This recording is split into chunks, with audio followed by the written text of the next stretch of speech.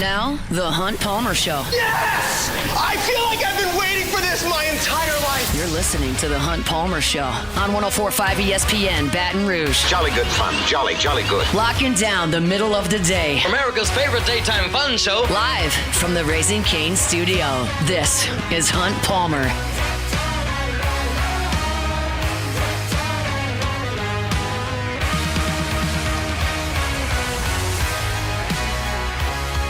Welcome in. Hunt Palmer coming to you from the Raising Cane studio downtown in the capital city on this Tuesday. Hope your work week's off to a good start. Appreciate you hanging out with us here on 104.5 ESPN Baton Rouge. Glenn West here in 30 minutes. He was at the box for a long time last night. We'll talk to him about that. Sharif Ishak, bottom of hour number 2, talking Saints. The Athletic played a fun game where they try to forecast who the Power 4 college football head coaches will be to start 2030. And there are some interesting ones that do involve LSU and some of the teams in the Southeastern Conference. It was creative. It's not designed to be exactly right. I want to get into a little bit of that for some fun a little bit later. Alontae Taylor's price tag may be going up. Can the Saints match it? We'll discuss that in detail as well. So plenty to do. Let's crank it up the way we do every day with our opening drive. Welcome to the big league. It's time for Hunt's Opening Drive. Presented by Fabry Chevrolet GMC in St. Francisville. Well, it was not a very good night at the ballpark last night for LSU. I'm watching this game last night at the ballpark. I'm seeing a team that looks disinterested. I'm seeing really weak contact, seeing some swings and misses, no power hitting at all. I'm seeing very, very poor positioning in the field. I'm seeing kids fall down and cry. I'm seeing kids scream for their mom. That was really the T-ball game that I went to last night. But you thought for a second that I was talking about the LSU baseball team. For a second there, it kind of lined up. The Bombers' first T-ball game ever and whatever LSU was doing for 7 innings last night, kind of the same. Kind of the same. But in a serious note, like I'll break down what I saw last night. LSU played horrendously for about 7 innings. Horrendously. They played awful in every phase you can play awful in. Like Cooper Williams came out in the top of the first and set him down 1-2-3, and that was good. And from that point, it was feeble offensively. I'll just read it to you. Fly out to left, ground out to second, ground out to third, ground out to second, ground out to second, strike out looking, ground ball to short, errors made, double play, single, fly out to left, single, hit by pitch, walk. Okay, the bases are loaded. Maybe do something here in the 4th inning. Ground out to second, strike out, ground out to second. 1-2-3 in the 5th. Like it just, there was no punch at all offensively for the first 5 innings of this game. And even when you got chances that were really given to you by errors and hit by pitches and walks, you couldn't capitalize because you couldn't swing the bat. But Cooper Williams comes out in the second, and poor defense. John Pearson, who's over there at first base, tries to play a ball that's really a routine ground ball to second, but he ventures 15 feet right of where he should be to pick it up, and Cooper Williams is late getting to the bag, so you don't get that out. And Williams walks a guy, and then you get a ground ball to first, and John Pearson's trying to do 3 things at once and to get the out at home or go turn 2 or get to first base and ends up doing none of it. And then Williams, inexplicably to a guy that's hitting 100, walks him on 4 pitches, including a 3-0 fastball that went to the screen because it wasn't even close to the catcher's mitt. Like, it just completely lost the strike zone in that instance. And so Zach Cowan comes in, and Zach Cowan actually kind of did his job right out of the chute. You look at when he takes over after that walk, and he got the ground ball to first, and he got the strikeout that you were looking for with nobody out, and then he got an infield pop-up. So you're really close to getting out of that inning with minimal damage. And then he lays one in there to Harrison Feinberg, who hits a missile. Now, if LSU isn't shifting at this point, it's probably right to the shortstop, but they put 3 defenders over there, and he hit it through what became a gap, and they put 4 runs on the board in that inning. And then he comes back out in the 3rd, and, well, it was ugly. It was ugly. Just was. And the biggest pitch was the breaking ball that Cowan threw that got laced into the left field seats by the 9-hole hitter who was hitting .091 entering that game last night. And so at that point, you're down 8-0, and it got to 10-0, and it got to 12-3. And 13-2. 13-2 is the most accurate depiction of the way that this game was played. LSU was kicking the ball in the infield with John Pearson. Cooper Williams threw a pickoff throwaway. You had 4 wild pitches. Jake Brown had another throwing error. Like, you were bad defensively. You did not miss bats from the mound. Like, Reagan Ricken came in and he gave up a missile into center field for a single. Your offense was completely punchless. This was a 13-2 ball game.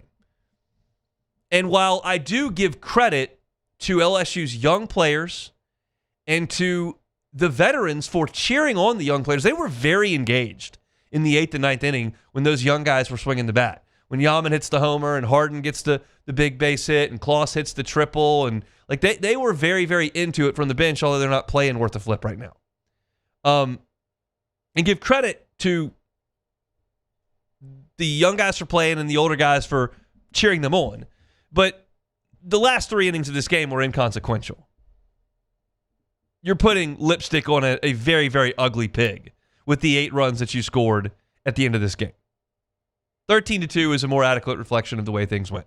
It was a complete clunker from start, basically through the finish. I'm just not going to put a lot of stock into Klaus hitting a triple off the end of Northeastern's bullpen, who came in with a ERA of 15.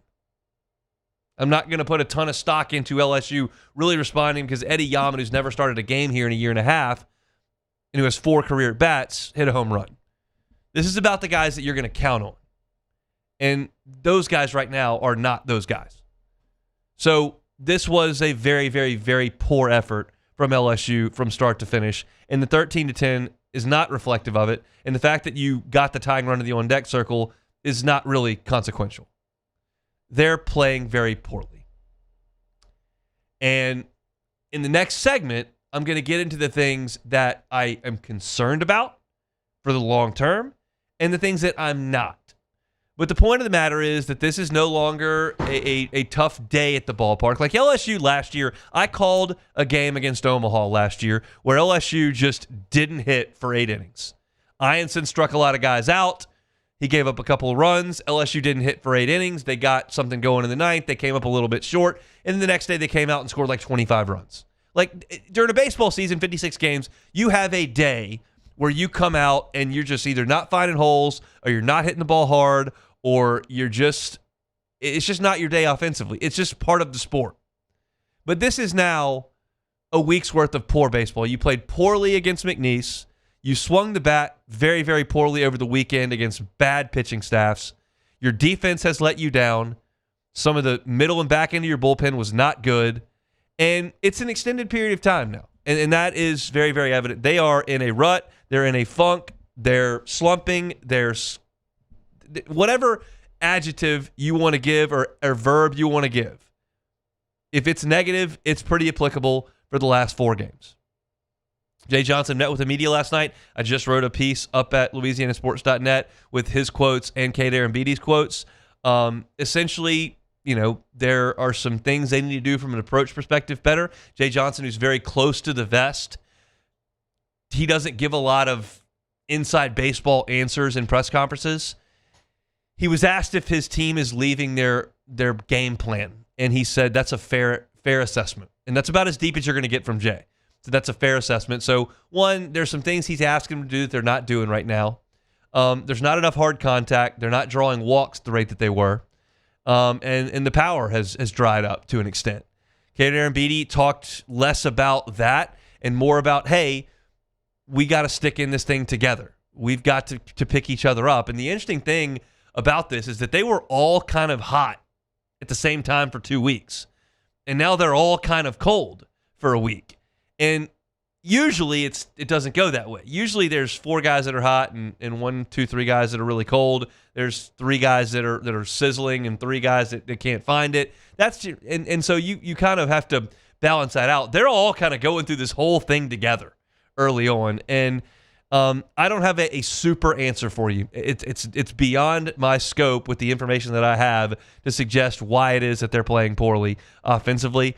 And so I just have to keep watching and see if it lingers or if they snap out of it. I have my thoughts, and we'll get to them in the next segment.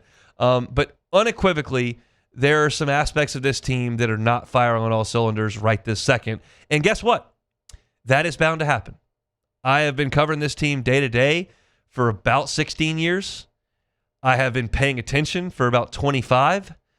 You don't have a season that you run through where stretches like this don't happen. They usually happen like last year when you went to Auburn and didn't play well in a conference game against a top 8 national seed, not against Dartmouth and Northeastern and McNeese. So the question is raised, like, is this more significant? And again, I've got my thoughts. We'll get into those. We'll take a time out. Glenn West will be within 15 minutes. When we come back, I'll say I've got some things that I'm not concerned about. I've got some things that are significant concerns for this team moving forward. Beyond 4 games this weekend, beyond 5 games last week, moving forward, there are some things that concern me. We'll get into some of that, as well as the things that I'm not concerned about next. The Hunt Palmer Show. I'm not concerned about Boudreaux's Electrical Services. I'll tell you that. Boudreaux's Electrical Services, family owned and operated more than 40 years. Neil and Melissa have just been rocking it. If you're looking for a home standby generator, trust the folks at Boudreaux's Electrical to get you into a Generac. You're going to get a locally owned and operated company to send local people out to your home to assess your situation, to install that generator, and then over the life of that generator to maintain it and service it when needed so that you have the peace of mind to know when you lose power, you get electricity from that generator that's right outside the home. Such a game changer during hurricane season. Such a game changer if you sit and ride out a hurricane or if you evacuate and come back after a hurricane. Such a game changer for winter storms. Game changer for those summer storms that blow through, that knock out your power for 45 minutes, and it's just a nuisance. Get rid of that nuisance with the folks at Boudreaux's Electrical. Call them at 985-397-1562. It's 985-397-1562 or at 225-300-9389. 225-300-9389. Locally owned and operated here in South Louisiana. It's Boudreaux's Electrical.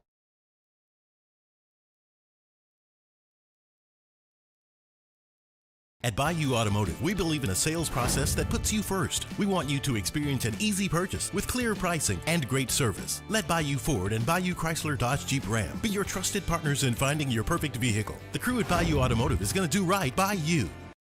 At Raising Cane's, we hand batter every chicken finger, mix every cane sauce, butter every Texas toast, stir every slaw, and salt every fry. Because when you do it right, you can taste it in every bite.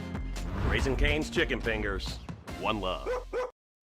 Lockmair, Sean Fagan and Associates has won for our clients over $175 million over the decades, but our greatest success is our clients who have chosen and trusted us to help them.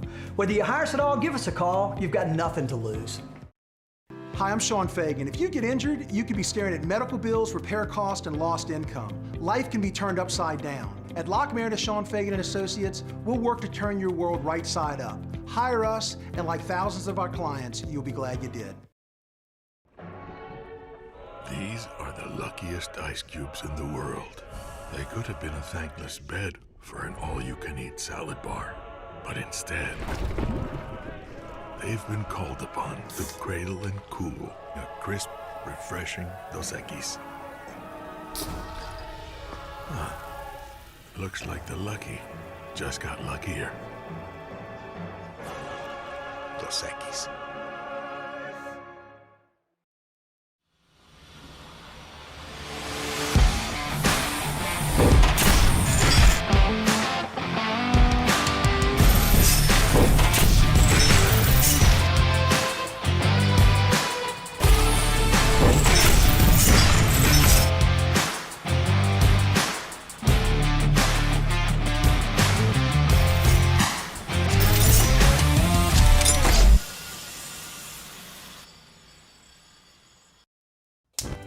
Looking for cleaner energy? Propane is energy for everyone. And when you're cooking with clean, affordable propane, you're cooking with gas. In the wintertime, nothing heats a home like Louisiana propane. And when you need hot water, propane's got you covered. Oh, and you won't regret that propane generator when the power goes out. I'm Miss Louisiana, Gabrielle McLeod, and to find more information and to find a propane dealer near you, visit louisianapropane.com.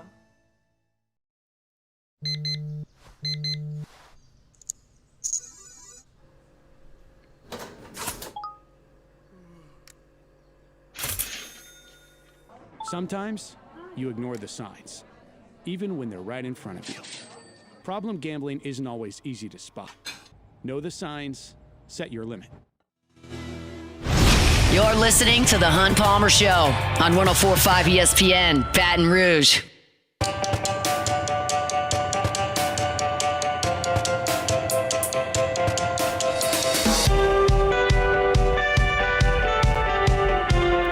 Been telling you for weeks to go take a tour over at Marucci. It's where they make the official bat of Major League Baseball. Started up in a backyard shed 2004, 22 years later.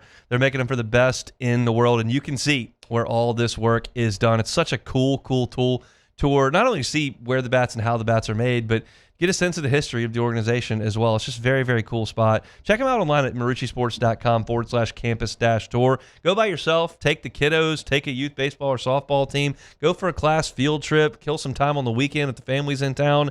It's just a really cool spot here in Baton Rouge to see where they make the bat to outfit the best players in the world. They'll be using it at the World Baseball Classic starting up this week. Spring training's underway, and it'll be opening days 22 days away. They'll be using it there, and you can see where it all goes down right here in Baton Rouge at Marucci. So check them out online, maruccisports.com/campus-tour, and get your tickets to take a tour today.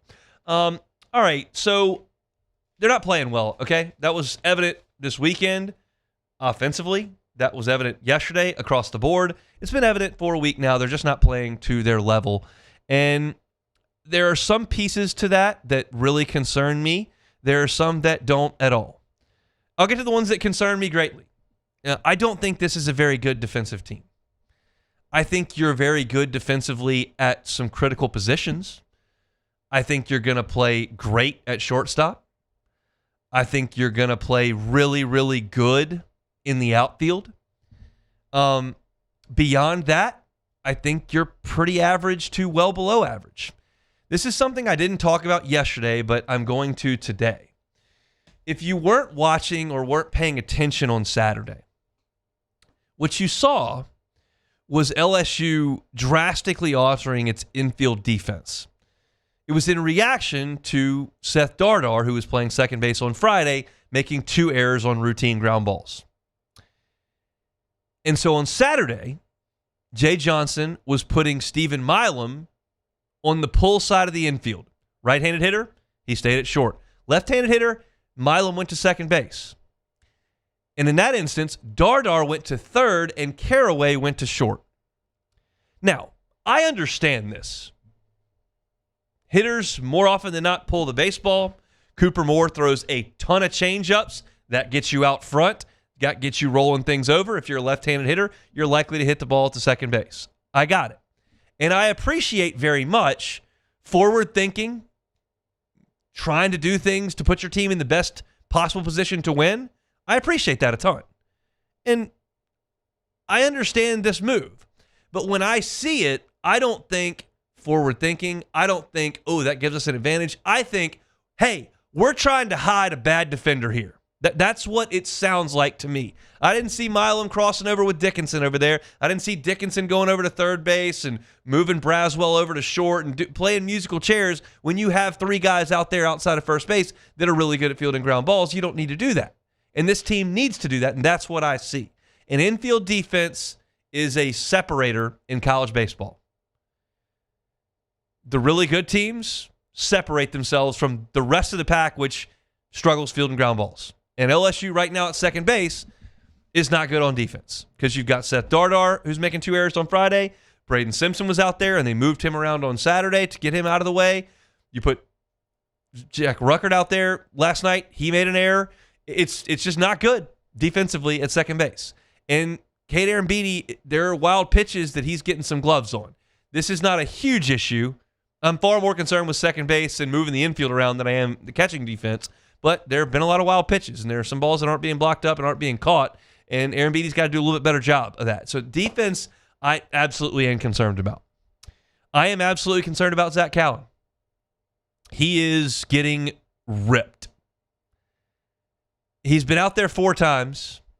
3 of them, he's gotten tattooed all over the yard. And the 4th, he faced 2 batters, walked one of them, and it was during the walkathon during McNeese last week, and Jay Johnson just pulled him out of the game. So, essentially, he has not had a good outing in 4 tries. Now, I talked a little bit about Cowan yesterday, and this is a guy whose track record is long for a college pitcher. 2 years ago, was the number 1 starter for a tournament team at Wofford. Big-time strikeout numbers, low walk numbers, great ERA, threw a ton of strikes, got a lot of outs. Transitioned to the Southeastern Conference last year and was lights out of the bullpen. Lights out for about 10 weeks. Couple of bumpy ones, great NCAA tournament start. And you feel like that's a guy we can absolutely trust. And right now, because he's leaving the ball up, because he's leaving the ball middle, teams aren't missing it. Now, if you want to take Cowan's entire outing last night, it wasn't all a disaster. He got 4 strikeouts. He got some swings and misses. He got an infield pop-up when he had to have it. But the totality of the outing was awful because he left balls up. He gave up screaming singles. He gave up a missile of a home run on a hanging breaking ball. And it's not good. And right now, you've got 3 high-leverage relievers at the back end of that bullpen who showed you over the weekend they're pitching well. Guidry, Sheeran, Rizzi. And Cowan right now doesn't fit in. And you would have figured, and as I said this yesterday when I was previewing this game, this is a guy who could be an innings eater for you, maybe in the most in troubling times if your starter doesn't go deep into the game like last night where Cooper Williams fell apart in the 2nd inning.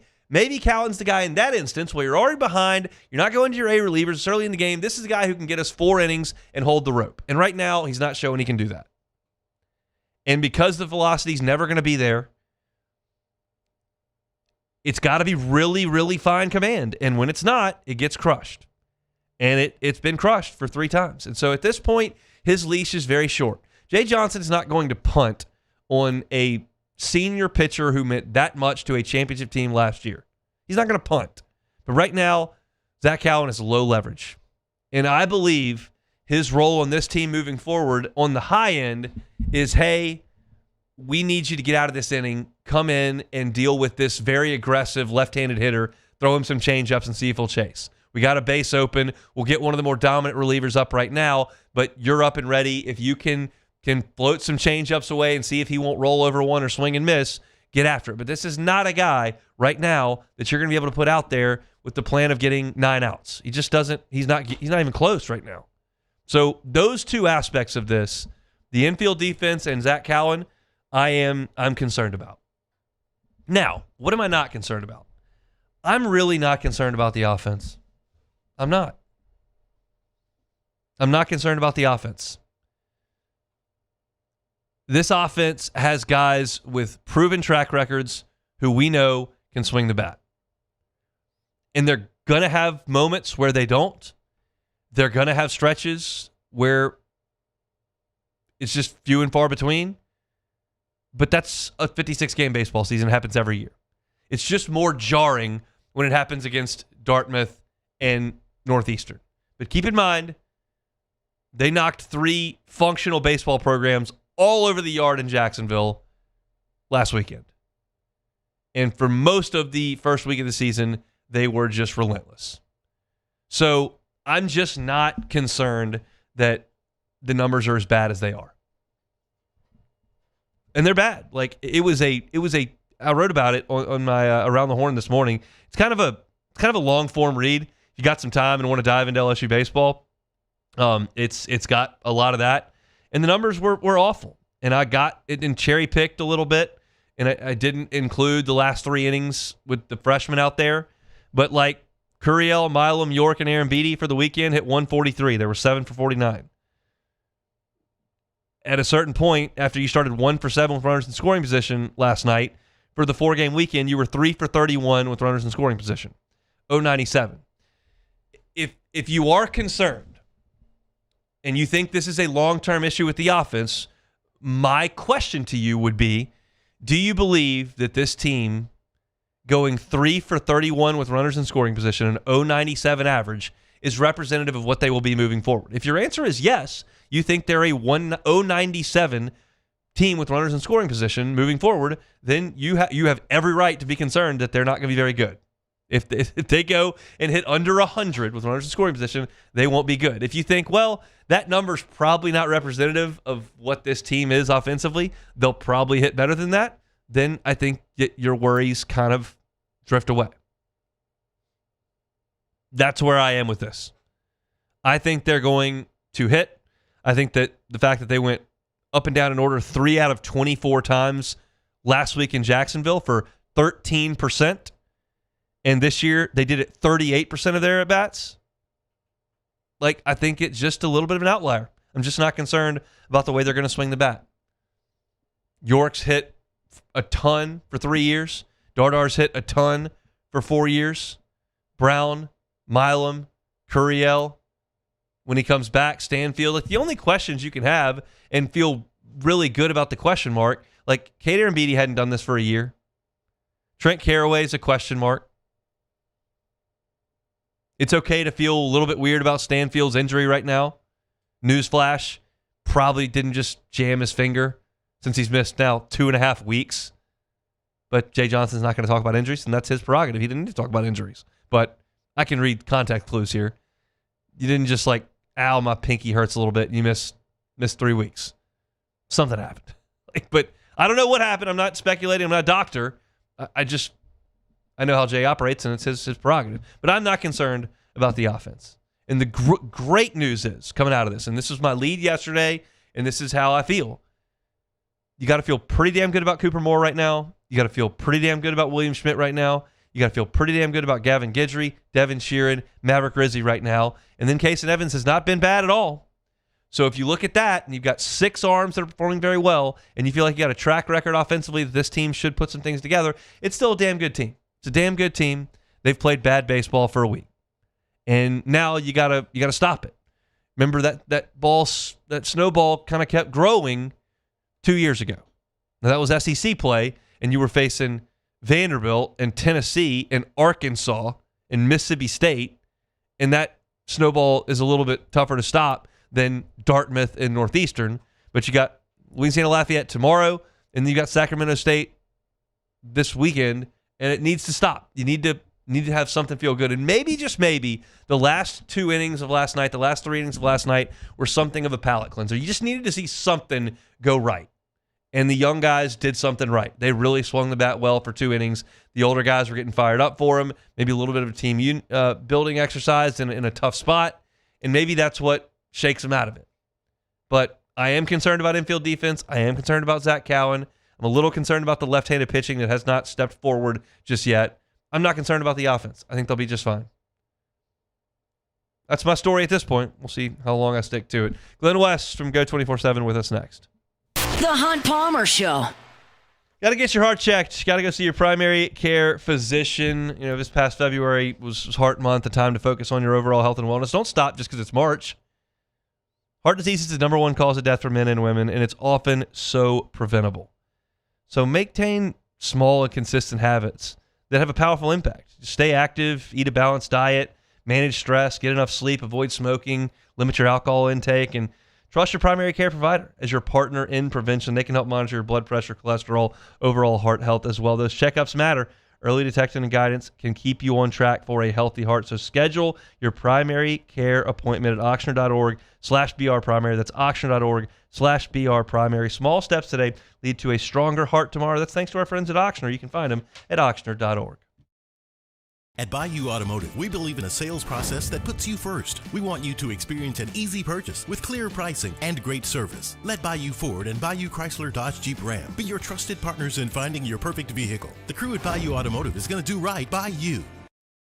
At Parrish, we bring the same commitment to your home that champions bring to the game. Do business with someone you know. Parrish Construction and Roofing. Parrish Construction and Roofing. ParrishBuilt.com. At Ochsner, we know healing is a team sport. That's why we've partnered with world-renowned orthopedic surgeon Dr. James Andrews to create the Ochsner Andrews Orthopedics and Sports Medicine Institute. Whether you're a professional athlete or a weekend warrior, our team of specialists are dedicated to getting you back in the game. So whatever your reasons are for reaching your personal best, we've only got one: you. Auctioneer Andrews Institute. Long live you.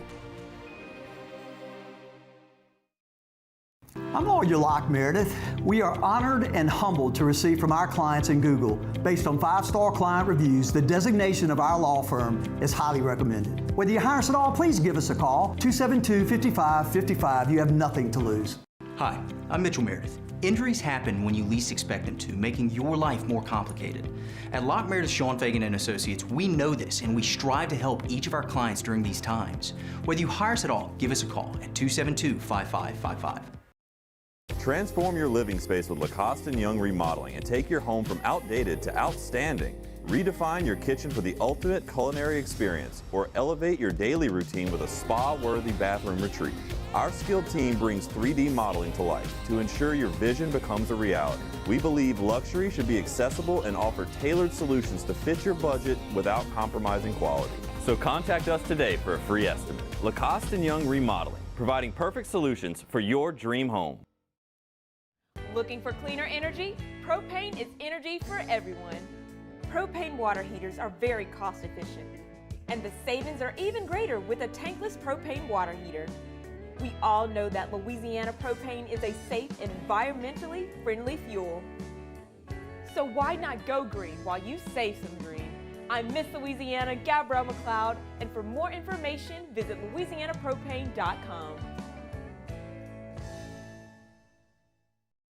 If your office is experiencing performance issues like slow networks, jammed printers, or disappearing files, Advanced Office Systems may be right for you. With powerful IT solutions, print management, document imaging, and security systems, they help offices regain confidence naturally. Side effects may include uncontrollable efficiency, smoother workflows, and a sudden burst of office joy. Say goodbye to those emotional breakdowns in the...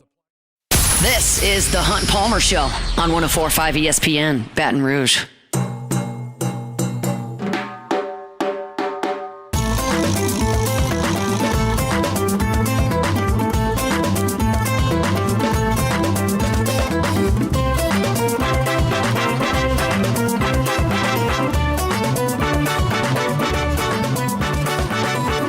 Chugging along here on a Tuesday edition of the Hunt Palmer Show, 104.5 ESPN Baton Rouge. Scott to the Jim's Firearms Hotline. Go 24/7 senior writer Glenn West comes to board on Tuesdays. He's here now. Glenn, how are you? Doing well, all right, Hunt. How about yourself? I'm good, because I went in the press box last night for 4 hours and 20 minutes. It was a long one. It was a long one for sure, but yeah, I think we should start off by giving credit to the young guys. I mean, I thought that was a really impressive performance from those guys that kind of got in that 7th, 8th, and 9th innings. They didn't quit. They kind of fought themselves back as Northeastern was running out of pitching. But certainly a lot of work to do here when you know, as it pertains to the starters, both on the pitching side and on the position player side. You asked a question in the post game that I was kind of thinking along the lines with is like you just hadn't seen anything really go right offensively for a few days, and the older guys on the bench with their rally caps on, watching some of the younger guys do some things, like could that bring some levity to the room? Is that what you were kind of thinking when you were watching the game, and what did you think of the answer that Jay gave?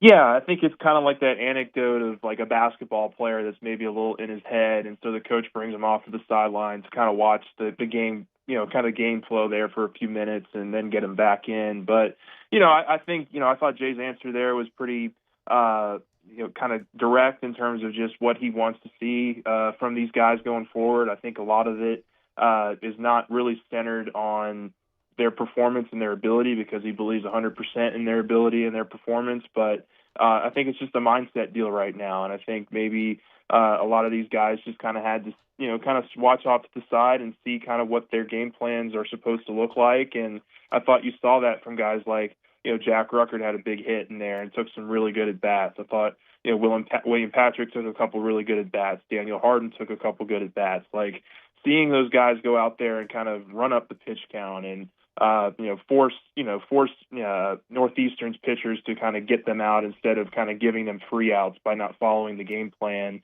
I think that's all stuff that, you know, they can, learn from here in a short order, because, you know, I do think that they have played a lot of games here in a short amount of time, and, you know, maybe they just needed a little bit of a breather just to kind of reset their mindset there, and we'll see kind of what comes out of it. But I think that long term, I don't have a whole ton of concern about these players because you've just seen them, respond and perform in so many big moments before. What is the most concerning thing you've seen over the last week?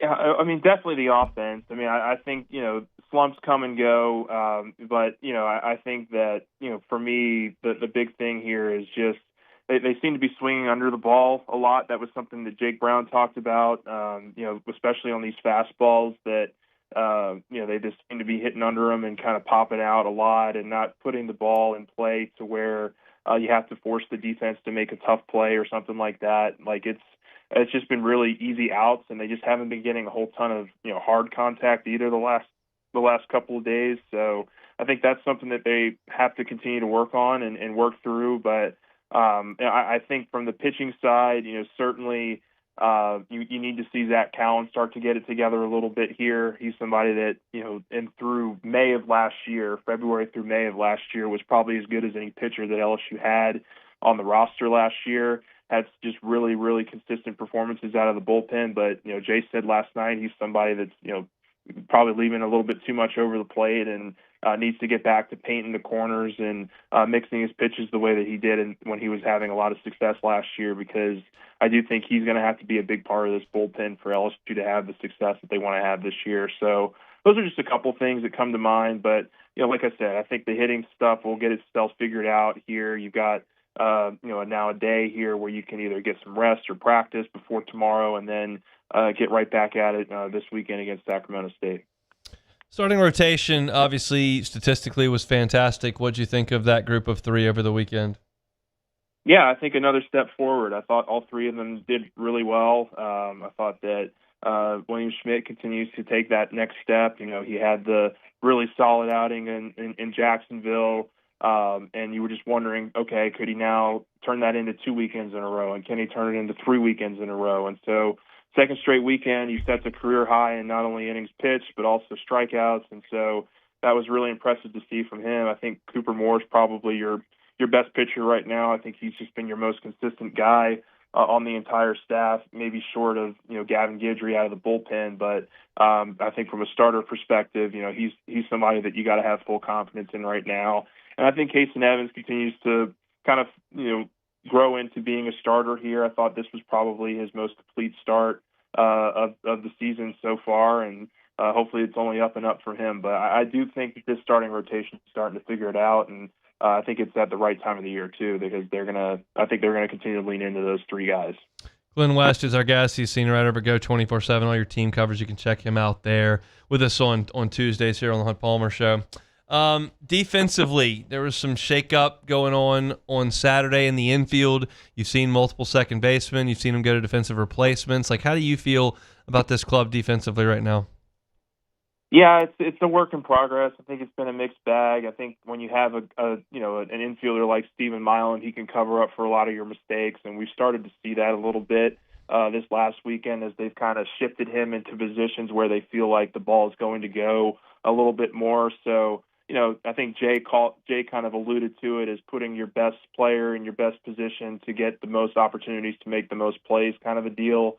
It certainly also could be described, at least from the outside, as just trying to maybe cover up for a couple of weak spots. And I think that they are still trying to figure out what the best combination is going to be there on that infield. I think once Chris Stanfield, I know that we talked about that last week, but once Stanfield comes back, you're going to have a lot of options there between Braden Simpson and Seth Dardar and Tanner Reeves and even Jack Ruckert, who I thought, like I said last night, had a nice finish to the game, and maybe he can earn some more opportunities here going forward. But as it pertains to what you also saw yesterday at first base, I do think that Zach York will be back at first base here going forward. I think it was just something that Jay Johnson wanted to try yesterday. He talked to us yesterday about wanting to give him a little bit of a breather from the field and just have him focus on hitting yesterday. Obviously, it was not a great day for John Pearson over there at first, or a great start at first, but I think there's still belief in him and that he'll continue to have opportunities in this offense. But I do expect York to go back to first here going forward. Tigers in Lafayette, Tigmore Field, 6 o'clock first pitch tomorrow across the basin between the Tigers and the Cajuns. Glenn, let's switch to basketball. You tweeted at me that you wanted to talk about the basketball team last night, maybe exclusively about the basketball team. They're going to Auburn to start at basically midnight. It's a 9 o'clock tip tonight. What do you think about this matchup between a couple of teams that are sliding? Yeah, I mean, Auburn's really struggling right now, too. I think they've lost 7 of their last 8. I do think that it's also one of the toughest places, though, to play in the SEC. And so LSU's going to have to get up for this game. And, I do think that one of the correlations that you've seen here, this SEC schedule, has been that LSU has been able to be a little bit more competitive on the road than they have at home. And, I don't have a great answer for why that is. Matt McMahon didn't have a great answer for why that is when we asked him in the game after the game on Saturday. But, maybe you can get yourself up for this game. Keyshawn Hall, I think, is one of the leading scorers in the SEC. He was somebody that LSU tried to recruit out of the portal last year to the program. He chose Auburn, but he's a very talented forward, wing scorer, can knock down the three-pointer. So, this is still a team that takes a lot of threes. They're going to obviously be a physical team. That's kind of the Pearl model here. I think the son is certainly learning from the father in terms of physicality and wanting to have, tough teams, but they've certainly, hit a little bit of a wall as well and are not having the season I think many hoped and expected they would. So maybe you can go in there and steal one and feel good about yourself here on this last week of the season. Mentioned last week of the season. Next time we talk to you, it'll be tournament week. So what's next for LSU basketball over the course of the next 3 weeks? Yeah, I mean that's the big question here, and I don't have a firm answer on what they're going to elect to do in terms of retaining Matt McMahon or letting him go and just starting over. I think right now I'm probably leaning towards him being back for next season, but I don't think any of those decisions have been made or anything like that. But I think it's just going to come down to a lot of ancillary factors here that aren't always going to be results-based. I think if you're a results-based, just thinking a mindset there, I do think that it's probably a pretty easy decision, but there's other factors that this administration and certainly this donor base are going to be considering here, and we'll see kind of what trees they can shake and what kind of interest that there will be in the off season on what this program might look like. But I do think that there's not been a decision made there on the future of the program, and that's really what these next couple weeks are going to be about in terms of what that might look like here going forward for men's basketball. Well, LSU and Auburn tonight at 9 p.m. Glenn, we appreciate the time. Thanks, man. All right. Thanks, Hunt. Glenn West, senior writer over there at Go 24/7, team coverage, recruiting coverage. He's got it over there at Go 24/7. That's GEAUX, of course. We'll come back, close out the hour. Saints may be priced out of the Alontae Taylor sweepstakes. Is that a bad thing? Is that a good thing? Is that a real thing? We'll talk about it next. The Hunt Palmer Show. First American Bank and Trust. First American Bank and Trust started up in 1910. 116 years later, they are still humming. In fact, they're growing. 25 locations throughout Southeast Louisiana. It's your community bank. They've been here for over a century. They're going to be here for another century. And the folks that are making the decisions about your personal loan, about your commercial loan, your business in this part of the world, makes that decision in this part of the world. They're right here in South Louisiana. You're not going to pick up the phone and call some call center, get a recording in San Francisco. You're dealing with somebody who you go to church with. You're dealing with somebody whose kids go to school with your kids or play soccer with your kids. That's the beauty of First American Bank and Trust. It's a community feel, and that's why, talk about the management at their branches, they average 25 years with the bank. Why don't you join the bank? First American Bank and Trust, 25 locations throughout Southeast Louisiana. Born right here in Southeast Louisiana, just like most of you. Looking for a residential loan or a commercial bank? It's commercial loan. It's First American Bank and Trust. After a decade of working in private duty nursing, I know how hard it can be to find compassionate care for the ones that you love the most. So I started Decision Critical, a premier concierge nursing agency, so we can take care of you wherever you are. Our highly skilled nurses provide exceptional care from the comfort of your own home with personalized packages for short-term, long-term, or even around-the-clock care. Visit us at decisioncriticalbr.com and give us a call today to get started. If your office is experiencing performance issues like slow networks, jammed printers, or disappearing files, Advanced Office Systems may be right for you. With powerful IT solutions, print management, document imaging, and security systems, they help offices regain confidence naturally. Side effects may include uncontrollable efficiency, smoother workflows, and a sudden burst of office joy. Say goodbye to those emotional breakdowns in the supply closet and get back on track with Advanced Office Systems. At Bayou Automotive, we believe in a sales process that puts you first. We want you to experience an easy purchase with clear pricing and great service. Let Bayou Ford and Bayou Chrysler Dodge Jeep Ram be your trusted partners in finding your perfect vehicle. The crew at Bayou Automotive is going to do right by you. My father, J.B. Falgu, had a vision of growth for First American Bank and the communities we serve. The bank's foundation was built on his legacy of compassion, loyalty, and dedication. Through his years of leadership, First American has prospered to heights even JB could not have imagined. I know my father would be extremely proud of the customer service and financial stability that First American provides to Southeast Louisiana. We continue to thrive because of the legacy of JB Falgu. I'm lawyer Collins Locke Meredith. Among the most important factors to consider when you're hiring an injury attorney is trust. You trust your attorney will put your interest first, treat you with respect, fairness, and honesty. You trust them to be there for you when you need them. At Locke Meredith, Sean Fagan and Associates, thousands of clients have trusted us to represent them, and for good reasons. Please visit us at LockeMeredith.com to learn more, and whether you hire us at all, give us a call at 272-5555. You have nothing to lose.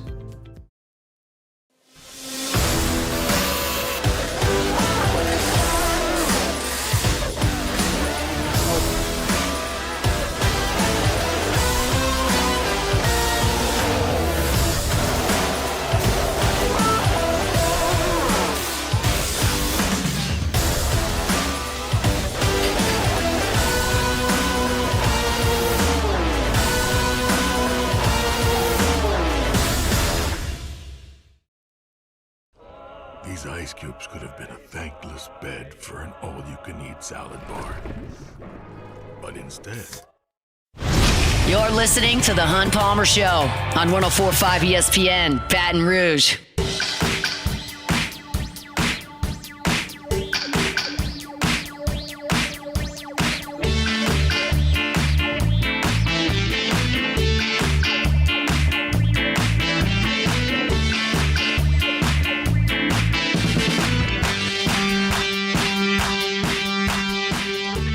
Highland Insurance Group, HighlandIG.com is a website, HighlandIG.com. Jonathan Carbo and his team, just great folks in the insurance game. I know insurance is not the most fun thing to talk about in the world, but it's important.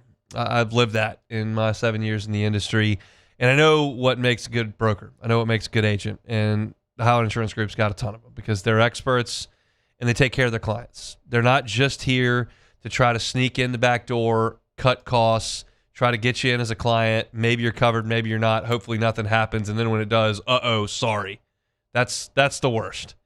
And you're not going to get that at the Highland Insurance Group. You're going to get someone who cares about your business. You're going to get an agent that knows coverage inside and out, knows the needs that your business is looking for. Think of your insurance broker as your CPA, like your attorney. You let them in and let them guide you. That's what your insurance broker can do if you work with somebody like the Highland Insurance Group. So if you're commercial property and casualty, make sure you can trust your agent.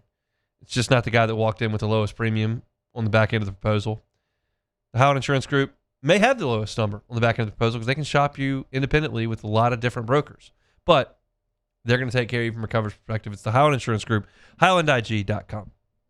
All right, Ross Jackson wrote earlier this week at LouisianaSports.net about Alontae Taylor and what's coming here a week from now when the NFL's legal tampering period starts on March the 9th. And there's going to be a market for Alontae Taylor.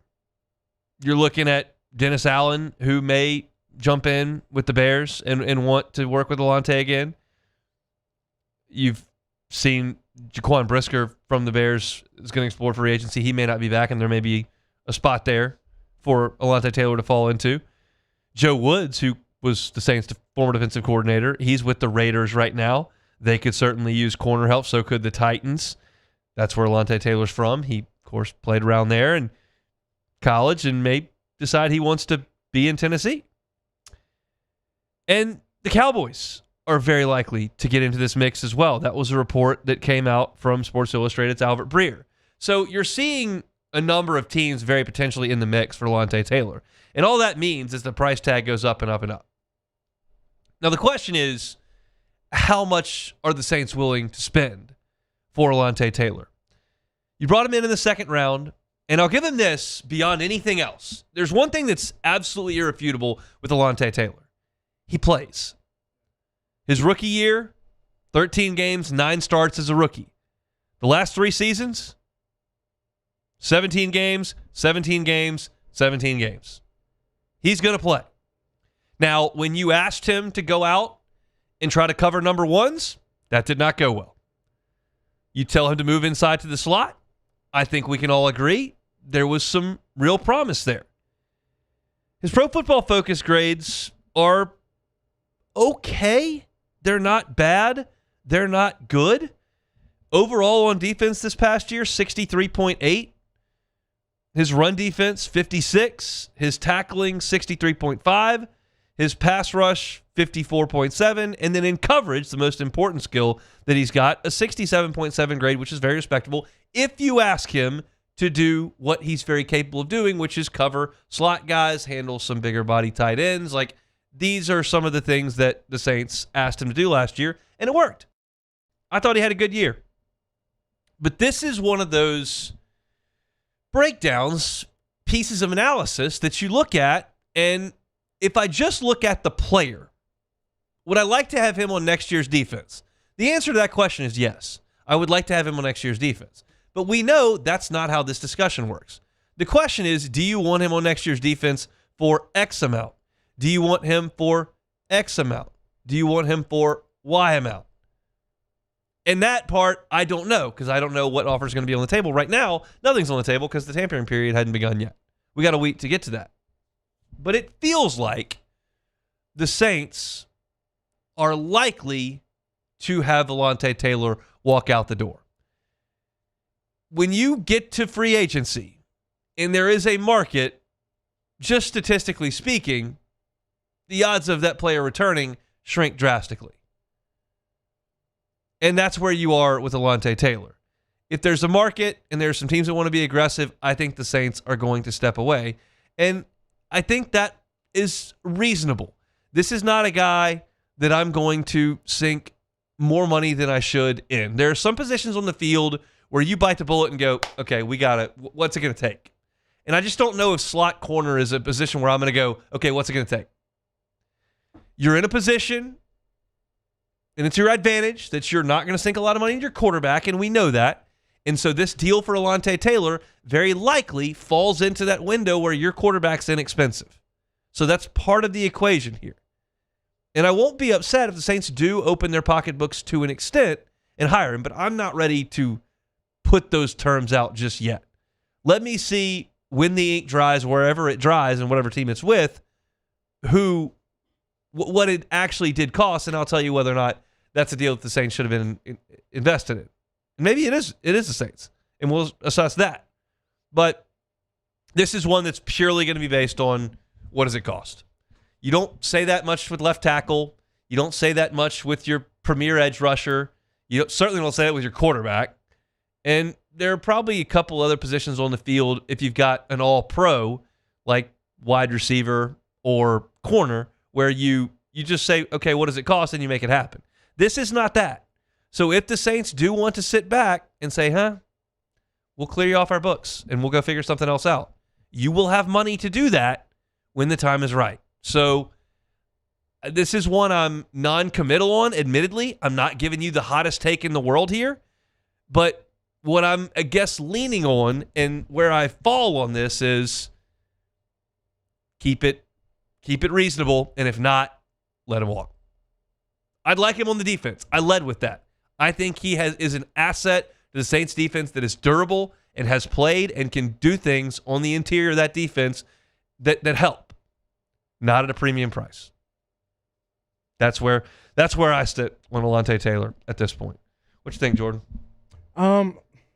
Again, he already made a post that says, farewell to New Orleans. So he's already know the writing's on the wall. Yeah. I mean, I like Alontae, but I don't like him that much to where I'm fighting other teams over him. And honestly, if the team liked him like that, they would have been re-signed him to whatever money he would want. So it's not like Sean Taylor's walking out the door or something like that. But I ain't gonna say he's not a good player. He's a good player, but he's a solid player. Yeah, he's replaceable. He's a number 3 receiver. He's a good blitzer. I'll tell you that. He had good sacks. And when I say he's a number 3 receiver, I don't mean literally. I just mean that's the way I think about his spot. I think he's a number 3 receiver. He's a second linebacker. He's a left guard. He's he's a piece to the puzzle. He's not one of the core pieces to the puzzle. Yeah, and again, main thing you said, availability is his best skill. That's big by him. So somebody's going to pay him. It's not in my locker room. That's fine with me. All right, that's it for hour number 1 here on this Tuesday edition of the Hunt Palmer Show. A lot of baseball. If you missed it, go catch it on demand wherever you find your sound. Crank up hour number 2 with a cool piece from The Athletic. Who's going to be LSU's coach in 4 years? Other spots? We'll do it. The Hunt Palmer Show. Gotro's Outdoor Power. Gotro's Outdoor Power. 22 years in business for the Gotro family. 2 locations, Baton Rouge and Airline Highway. You cannot miss that one. Just drive to Airline Highway, look off to the side. If you see a mountain of orange machinery, that's Gotro's Outdoor Power. It's because they've got one of the largest inventories in the state of Louisiana. If you're talking about Hustler, the largest in the state by far. Largest parts inventory in Louisiana. So just because they're family-owned and operated, they're a local business, doesn't mean they're small. They're not. They've got the capabilities to help you out. You can get a zero-turn mower from a lot of different places, some big box stores. We get that. Are you going to get the customer service you're going to get at Gotro's? No. How are you going to get it home? Do you not have a trailer? They got you covered there. They got trucks on the road to bring parts and have service, all those types of things, 8 hours a day. They're open 6 days a week. They're local. You can get them on the phone right here. It's Gotro's on Airline Highway and in Gonzales. Online at gotrosonline.com. When it comes to industrial construction, River Parish Contractors can do it all. Mechanical, structural, custom fabrication, specialized welding, and turnaround services. Strategically located in between Baton Rouge and New Orleans, we have the local team with the experience and commitment to safety to manage the most complex industrial projects. Period. Here's the deal. Partnering with us means your project is delivered on time, on budget, and most important, safely. River Parish Contractors, let's get building.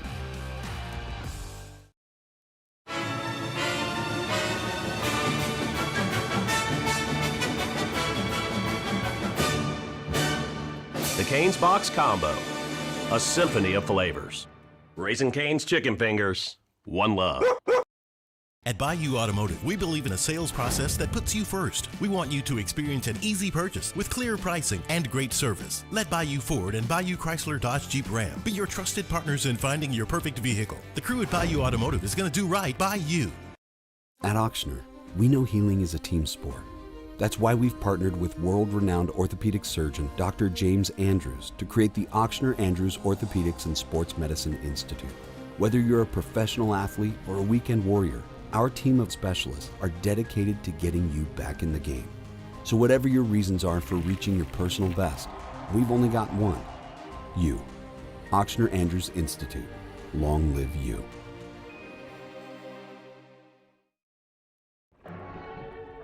These are the luckiest ice cubes in the world.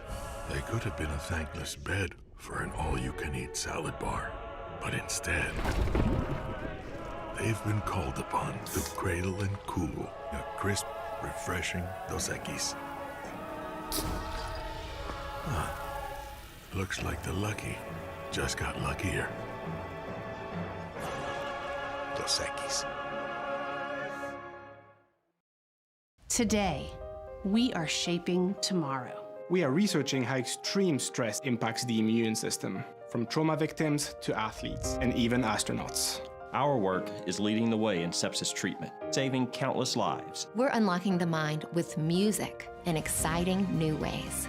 Our Lady of the Lake Health and LSU are improving the health of our state. That's the impact of champions. Imagine the impact we'll have on the future. Together, we roar. Flight by Yingling is raising the bar by crafting the next generation of light beer. With only 2.6 carbs and 95 calories, this is premium refreshment 6 generations in the making. Flight by Yingling. Raise the bar. Gulf Coast Bank and Trust is giving our customers the power to bank anywhere, anytime during this challenging event. And we're right there with you. Our mobile banking app is a smart way to manage your money and time. Gulf Coast Bank and Trust, the bank that cares about you.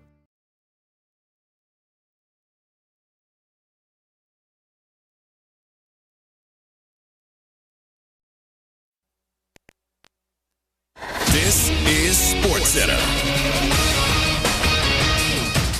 I'm Christine Lisi. The Jets place the franchise tag on running back Breece Hall on this NFL tag deadline day. Unless the sides reach a long-term agreement by July 15th, he'll play the 2026 season on the tag for just over $14 million.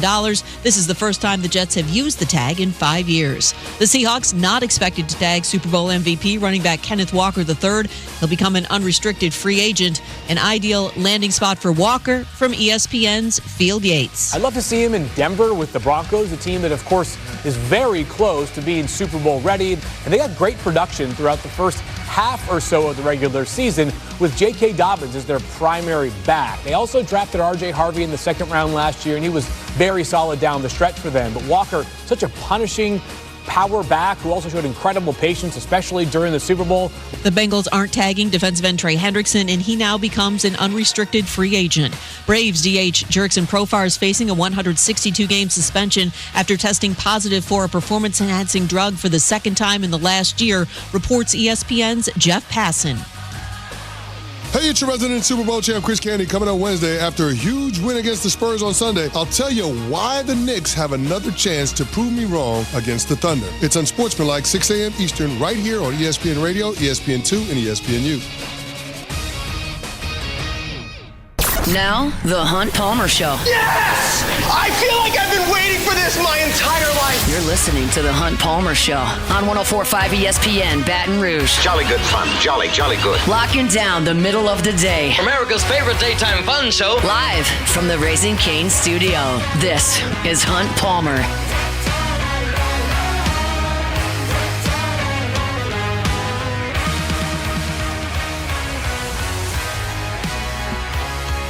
Hour 2, Tuesday edition of the Hunt Palmer Show, 104.5 ESPN Baton Rouge. Glad you're hanging out with us. Hope your work week's off to a good start. Reminder, Court to Table on Burbank tonight, sports trivia. 8 o'clock, we'll be there playing some sports trivia. You can hang out with us, win gift cards, eat some delicious food, something cold to drink. LSU basketball starts at 9 tonight. So if you want to tailgate for some LSU Auburn basketball, probably not my best sales pitch ever. You can come out with us, but come hang. It's a lot of fun. I got the microphone out. There's basketball on like 15 TVs in there. They do have great food, awesome drinks. We have some fun. Got a great crowd. So I hope to see y'all out at Court to Table this evening. Bring a team. Come by yourself. Either way, you can compete and win gift cards at Court to Table for sports trivia every single Tuesday where I am the host. So looking forward to getting out there tonight. All right, The Athletic did a fun little piece here. Not a little piece, a fun, huge piece.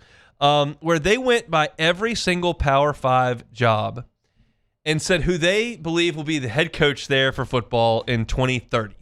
So we're entering the 2026 season. So in 26, 27, 28, 29, that's 4 full seasons. The 5th season, who will be the head coach at these spots? And they are very clear at the front, okay? They're not exactly trying to get this right. It's an exercise for fun, to let the mind explore, to see who you think's going to be successful where, who you think are fast risers in the industry, what job is better than what job. And I got a kick out of reading through it. I'll be really frank with you. And so I'm not going to go over the whole thing because I don't think you care who they think Maryland's coach is going to be, who they think Cal's coach is going to be, who they think is going to end up at Georgia Tech over the course of the next 5 seasons. But there are some with LSU fingerprints on them, and I think that is interesting. So let me start with LSU. Who do they think will be LSU's coach 5 years from now? It said Lane Kiffin is the answer. It said Lane Kiffin's next stop, if he's successful at LSU, is probably to the NFL, but we'll bet the 50-year-old gets a 5th year in Baton Rouge before that. So LSU is front and center here. They don't think there will be a change at LSU. But there are some that are interesting, and they include LSU's 2 coordinators. They have Blake Baker taking over at Missouri. It says the current coach is Eli Drinkwitz. In 2030, it'll be Blake Baker. Says Baker returns to Missouri for his first head coaching job after Lane Kiffin reached a playoff or two at LSU. If you're thinking, so they think Eli Drinkwitz is going to get fired? Actually, no. They've got Eli Drinkwitz taking the Oklahoma job with the firing of Brent Venables at some point. So that's how Missouri comes open. And Charlie Weiss at an SEC school. Jordan, who do you think they got Charlie Weiss pegged to go to? Please tell me it's not Ole Miss. Ole Miss. Wow. That tells you they think that the Pete Golding era is not going to last past year 4 and that Charlie Weiss would take the job at Ole Miss. Wow. They write, Charlie Weiss Jr., LSU offensive coordinator, 2030 head coach at Ole Miss. It was tempting to slide Charlie Weiss in at Notre Dame, where his father's tenure famously ended with one of the college football's first whopping buyouts. You want to hear what the whopping buyout for Charlie Weiss was? At LSU. No, at Charlie Weiss at Notre Dame when he got fired. Back in the day? His dad. I mean, this has to be old, so maybe like, what, $6 million? $19 million. Big whopping buyout there. That's like chump change at this point. So they've got Kiffin at LSU, Blake Baker at Missouri, Charlie Weiss Jr. at Ole Miss. Now, some of the interesting other ones, I mentioned Eli Drinkwitz to Oklahoma. They have Mike Elko leaving Texas A&M. Okay. Where do you think they might have him headed? All right, if he leaves A&M, can I get a conference? There's a lot of teams. Can I get a conference? It's too easy. They're not in one. They're not in one. Notre Dame. Notre Dame, Mike Elko, where he was a defensive coordinator for Brian Kelly. Yeah. And they have him leaving to go to Notre Dame after Marcus Freeman goes to the NFL. I can see that, though. From Notre Dame. So it's interesting. I like that, though. Do you think Mike Elko would leave Texas A&M for Notre Dame? Okay, it's a two-way street. It's a two-way street because I think that A&M, more money, obviously. No, that's not obvious. Notre Dame's massive and national. Okay. I think A&M does have more committed local billionaire dollars. But like Notre Dame is a massive endowment, massive money, private school. Okay, so it's more about would he want – I mean, I guess you can recruit anybody anymore. It's not like, you have the academic standards anymore. So, I mean, I can see it. I want it. What I like about A&M – and I don't like anything about A&M, but if I'm doing this exercise. Yes, exercise. There are kids that grow up very close to Texas A&M, where that's very close to home. That's not the case at Notre Dame, and that does matter some. Yeah. And you can be a trailblazer at A&M. Yeah. Like, you struggle to, like, certainly Notre Dame had won a national championship since I was born, 1988. Ooh. But they're a national brand with championships. Yeah. A&M is nothing. Nothing. It's a big pile of it's just an empty trophy case. So that's the draw, I guess, to that situation. But I found that interesting, Mike Elko to Notre Dame. Let me say, I forgot who they had to – I have a couple written down that I think are interesting, but I forgot who they said would be next at Texas A&M. So let me scroll to that. I said, you already know what I'm going to ask about. It's a big piece. All right, Texas A&M right here. Eric Morris. Who was that? Oklahoma State new head coach. Okay. Who they got from North Texas. North Texas, yeah. Quarterback whisperer, he'll turn the Cowboys around and he'll rocket up SEC board. So interesting pick there for them. Now here's a great one. Okay. Kalen DeBoer, not Alabama's head coach in this one. Too much pressure. In this instance, he has headed back out west to Southern Cal. I knew you was going to say USC. I was like, it has to be USC. Lincoln Riley, so what's up with him? Texas Tech. Whoa! Oh man, these are fire. They got all the cash. Like, he's from Texas. Yeah. That's his whole deal. That. So they moved him to Texas Tech. But that leaves Bama open. Oh no, I know where you're about to go. No, you have no idea. Oh, I don't. Okay, let me hear it. Well, a guy that used to live down the road in some instance from you until last couple weeks. No, Sumrall to Bama from Florida. How do we feel about it? Florida would lose that.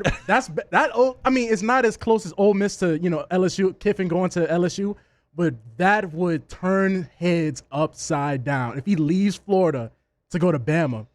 Wow. So let me read the Bama blurb here. That's on Summerall. It says, is Alabama a better job than Florida in the current state of college football?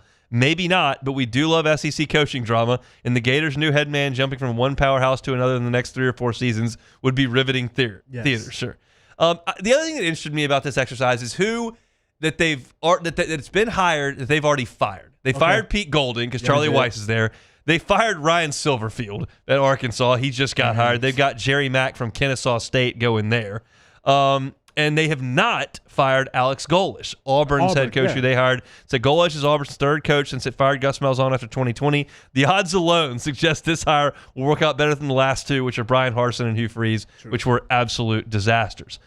You may ask, okay, well, Florida came open when Summerall leaves. Who do they have going? Jed Fish from Washington. They've got him. He was on the radar for Florida this winter. Good coach. They think he'll do well up there. They fired Will Stein from Kentucky. He didn't make it to year 5. Brian Hartline, South Florida head coach, former Ohio State Buckeye there. And Jeff Lebby got the axe. Should be no surprise. They got Charles Huff, who just got the Memphis job. Yeah. They've got him moving. Memphis, for whatever reason, you go to Memphis, go 9-3, you get an SEC job. I guess that's just what the deal is. So that's what they've got in that situation. So that's interesting. The other fired coach. Oh, never mind. Yeah, they didn't fire Will Stein. I lied. Okay. Forgot to get to this. They fired Josh Heupel. Really? At Tennessee? Tennessee fires Josh Heupel. They hire Will Stein from Kentucky to go to Tennessee. That would be the Lane Kiffin, Ole Miss to LSU, to go from the little brother to the bigger brother in the conference. That would be that.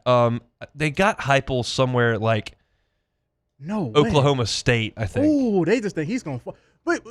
Hunt, the elephant in the room. What's going on with Dabo? I didn't hear Dabo once. I've been sitting here waiting to hear Dabo. There's no way he's still at Clemson. Let me see. Please let me know what's going on with Dabo. Let's see what they got for Clemson. I got to get to the ACC here, which will be the first conference. I've been waiting here. I lost my athletic app. Okay. But Dabo did get fired. Here it is. Oh, my Lord. Rhett Lashley, SMU head coach, is now there at Clemson. It says this is a complicated time to assess both Sweeney and Clemson, with the program coming off its worst season in almost 2 decades. Lashley seems like a real perfect fit, but there's a real question about whether Clemson would be a clear upgrade from SMU for him. That is such a loud statement. I know. So, imagine me telling you that 5 years ago. I'd be like, you serious? SMU? You walk out of the Superdome. LSU has just beaten Clemson. Trevor Lawrence, Etienne, T. Higgins, just a bunch, just some dudes out there. Just won 2 natties, just played LSU in another natty. Yeah. And in 5 years, I'm going to tell you, just so you know, we're going to change some things with the rules, and SMU might be a better job than Clemson. After going toe-to-toe with Saban, and now we're talking at SMU, Southern Methodist.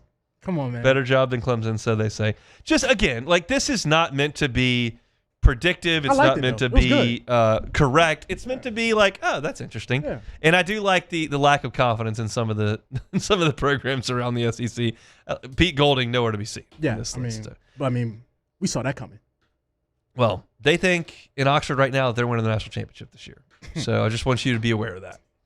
Yeah, they also, I'm not going to say too much, bro. Y'all got Trinidad. Y'all got Lacey. Y'all got your guys back. We'll see you September 3rd. I think it's September 3rd or 19th. No, it's not that. It's not the 3rd. It's in the middle of September. September 19th. We'll see y'all September 19th. Mm-hmm. Week 3 is what you're looking for there in the Grove. All right, Sharif Ishaq in 15 minutes. We'll come back with more. It's the Hunt Palmer Show. The Hunt Palmer Show. One Bath and Closets. OneBathAndClosets.com is the website. David Duvall and his team, 30 years redesigning and remodeling bathrooms and closets. Closet space, not something I've really ever thought about. I just put the stuff in there, get it out when it's ready, and I don't give it a second thought. Well, my wife doesn't quite feel that way. So if you have a home, you've got someone that just moved in, sharing space, and thinking this is not going to work, you don't have to move like we did to upgrade your closet space. We knew kid number 2 was on the way. We needed a little bit more space, period. So it wasn't just a closet situation. If it was just a closet situation, we'd call David Duvall One Bath and Closets. He starts that situation there with just a talk with you. Just a consultation for free. What do you need? What are you looking for? Here's what I can do. And then he's going to do it right the first time and leave the competition behind. A customized closet to your specifications. Perhaps it's building out a brand new one. Perhaps it's just using your space more efficiently. If you got no space, you need to get rid of the clutter. It's springtime, spring cleaning. One Bath and Closets can come in and help you out with that closet space. Go to the website, onebathandclosets.com, onebathandclosets.com. I'm Lawyer Locke Meredith. If you're battling an insurance company because of a wreck not your fault and they're not calling you back or being fair, whether you hire us at all, give us a call, 272-5555, or email Locke Meredith, Sean Fagan and Associates. You have nothing to lose. Hello, I'm Collins Meredith. If you've been injured on the job, you likely have a workers' compensation claim, but you may also have a tort claim, which opens up significant recovery rights not normally available for a work injury. If this is you, call us or come see us at Light Mayor Sean Fagan and Associates. I'm Gabrielle McLeod on behalf of the Louisiana Propane Dealers. I have spent hundreds of hours preparing for scholarship competitions. That preparation paid off when I won the Fitness and Talent Awards along with the title of Miss Louisiana. The Louisiana Propane Dealers are also pretty talented and want you to be prepared for when the power goes out. Visit louisianapropane.com to find out about propane generators and other safety tips. Louisiana Propane, it truly is the fuel for our future. My father, J.B. Falgu, had a vision of growth for First American Bank and the communities we serve. The bank's foundation was built on his legacy of compassion, loyalty, and dedication. Through his years of leadership, First American has prospered to heights even J.B. could not have imagined. I know my father would be extremely proud of the customer service and financial stability that First American provides to Southeast Louisiana. We continue to thrive because of the legacy of J.B. Falgu. After a decade of working in private duty nursing, I know how hard it can be to find compassionate care for the ones that you love the most. So I started Decision Critical, a premier concierge nursing agency, so we can take care of you wherever you are. Our highly skilled nurses provide exceptional care from the comfort of your own home with personalized packages for short-term, long-term, or even around-the-clock care. Visit us at decisioncriticalbr.com and give us a call today to get started.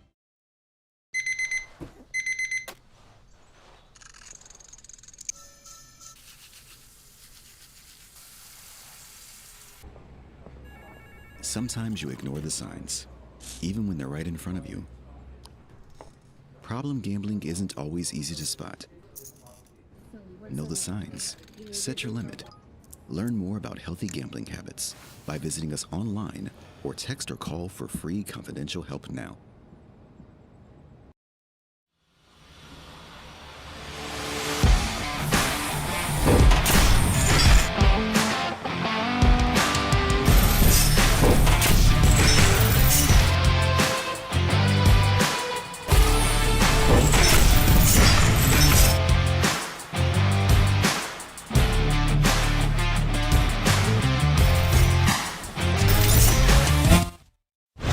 You're listening to The Hunt Palmer Show on 104.5 ESPN, Baton Rouge.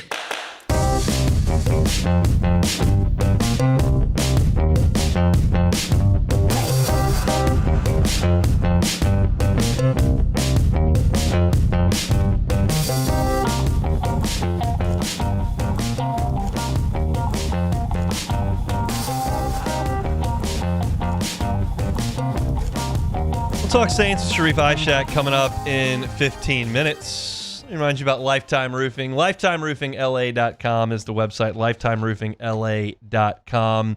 You need to be able to trust your roofing company. I know this is one of those decisions in life where, generally speaking, you're going to seek multiple bids for your roof. I understand that. You need to be able to trust your roofer because perhaps you don't need a new roof. Perhaps you just need a repair. Perhaps it just needs to tune up.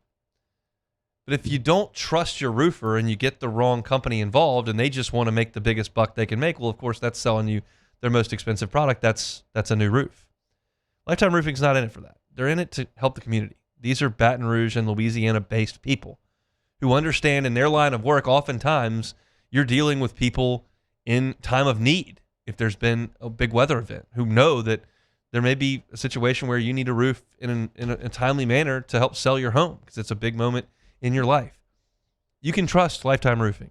So reach out to them for your roof inspection. If you need a replacement, you need a repair, they can handle that. And when you go with Lifetime Roofing, you get a lifetime warranty. And that warranty covers the workmanship and the materials, which are backed by Certainteed, one of the oldest, most trusted names in building materials. Financing, 0% up to 18 months. Same as cash. Even if you need to finance a deductible, they can do that for you as well. Reach out to them online at LifetimeRoofingLA.com. It's Lifetime Roofing, LifetimeRoofingLA.com. I'm not breaking down LSU and Auburn basketball tonight. I don't think most of you are going to watch it because it's 9 o'clock at night. That's not an ideal time to watch some hoops. And I just think the interesting piece to this is there are some teams in the Southeastern Conference who are going to have their athletic directors analyzing things pretty closely in the next month. Certainly that's the case here in Baton Rouge. Anyone would suggest that's the case. What you believe that decision's going to be, well, that's your opinion at this point, but everyone understands that LSU's program is going to be evaluated pretty closely when this thing ends in the next week. And the same thing is going to be true at South Carolina. And I'm just not going to sit here and tell you that the same thing's not going to be true at Auburn. Because Bruce Pearl took over a program that was asleep. Basically my entire life, I don't remember Charles Barkley playing college basketball, okay? My entire life, Auburn's been pretty bad. They had that one team with Porter that was really good and was a 1 seed when I was in like middle school, and they've just been bad my whole time. They weren't anything to write about when Tony Barbie was their coach. They just weren't good.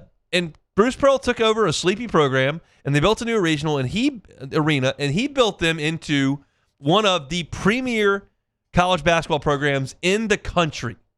Final Fours, SEC championships, SEC tournament championships, number 1 seeds, perennially. Not like, oh, we got one good signing class and popped a great team. Nope. Every year, Auburn really good.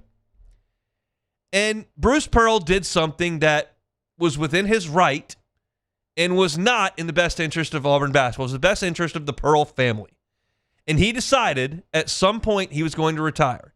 And he made it so that he could retire where the school couldn't go hire a new coach and they had to give the clipboard to his son, who was not qualified at all for the position. None. And the result of that is a team that is, again, one of the most significantly relevant programs year in and year out, is 15-14 overall and 6-10 in league play.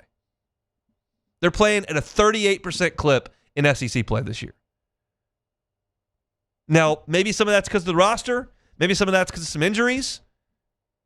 And maybe some of that's because they don't have Bruce Pearl on the bench anymore, and his son, who's not Bruce Pearl, is coaching them. They lost in a must-win game on Saturday. And I don't use that term almost ever. But I would use it for that game on Saturday. They had a must-win game against Ole Miss at home and lost. Ole Miss had lost 10 games in a row. Ole Miss lost to LSU in Oxford. I would suggest Auburn probably needs to assess some things. And it brings it back to this discussion that we've kind of had with LSU basketball of like, okay, how many ways do you want to split this pie? I know football's getting this much of our resources. I know baseball's getting this much of our resources. I know women's basketball is getting this much of our resources. And right now, I know that men's basketball is getting this much of our resources, and this much of our resources for men's basketball equates to essentially the worst team in the conference most years. 3 years ago, this year, over the last 4 years, however you want to slice that, one of the worst teams in the league. And there's a resource issue at LSU and how you want to allocate things. And what does Auburn want to do? Do they want to try to recreate the Pearl era really quickly? Do they want to get rid of Steven and sink a bunch of money back into the program and go get a proven basketball coach instead of the proven basketball coach's kid? I don't know. South Carolina, trying to climb the mountain in football. Got a lot of resources in women's basketball. Now, baseball, they're not doing squat. And men's basketball, they stink. Seems like pretty easy conversation in Columbia. They're going to fire the basketball coach. They're going to fire the baseball coach at the end of this year. And I think they'll probably fire the football coach at the end of the year. But if you're the new South Carolina AD and you feel like you may be having to foot some significant buyouts, do you decide, well, we'll just eat this sport and not pay that buyout for the next year or two and sink that money back into something else and just let this program flap in the breeze? These are now the decisions that have to be made in athletic departments. Because if you're going to take $20 million, $22 million out of your budget to pay the players, signing up for these monster buyouts across all sports is tough to do. And trust me, Auburn's eaten plenty of cash on football buyouts right now. LSU's eating plenty of cash on football buyouts right now. How much you care about your basketball? How much you care? At LSU, you're right now one of the lowest resource teams in the conference and the lowest output team in the conference. Auburn, you've seen what you can do, but you got to hire the right coach to do it. You don't have him right now. South Carolina, you want to jump in here? Or do you want to maybe hold that back, make sure Dawn's happy over there, get Shane as much as we can get him? We'll see what we can do with these other sports. I don't know. I'm not this segment. I'm not here to feed you answers to these questions. I'm just here to suggest that the questions should be asked. And tonight, you're going to watch two basketball programs that have massively underachieved this year to varying different levels. Auburn is used to being significantly better than 6-10 in the league. LSU would like to fancy itself as a team that should get to the NCAA tournament. Not my words. The athletic director said that. We should be in the NCAA tournament. Well, you're not, and you're not close. And Auburn's close because in the non-conference, the schedule that Bruce Pearl put together, because everyone that scheduled him thought he would be on the sidelines, they beat Memphis. They played Houston to a 1-point game. They beat Oregon. They beat St. John's. They beat NC State.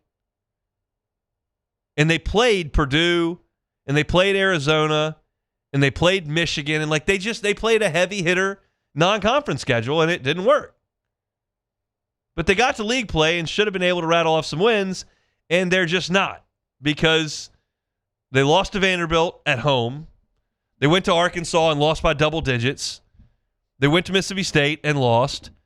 They did beat Kentucky by 1, but they went to Oklahoma, who's not good and going to fire their coach, and lost by double digits.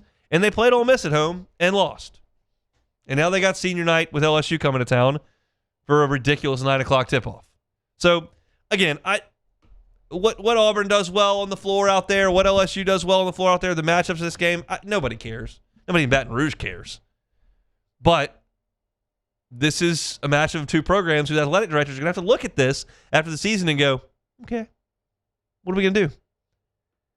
And you can tell me that Auburn's just going to ride this thing out with Stephen Pearl, and maybe they will, but they'll run that thing off a cliff if they do. And if they just got to prioritize paying Hugh Freed's buyout and try to get as many good players on the Plains for goalish as they possibly can, well, maybe that's the decision you got to make. But it's interesting to watch these athletic departments operate with priorities now. You've really got to prioritize what you want to be.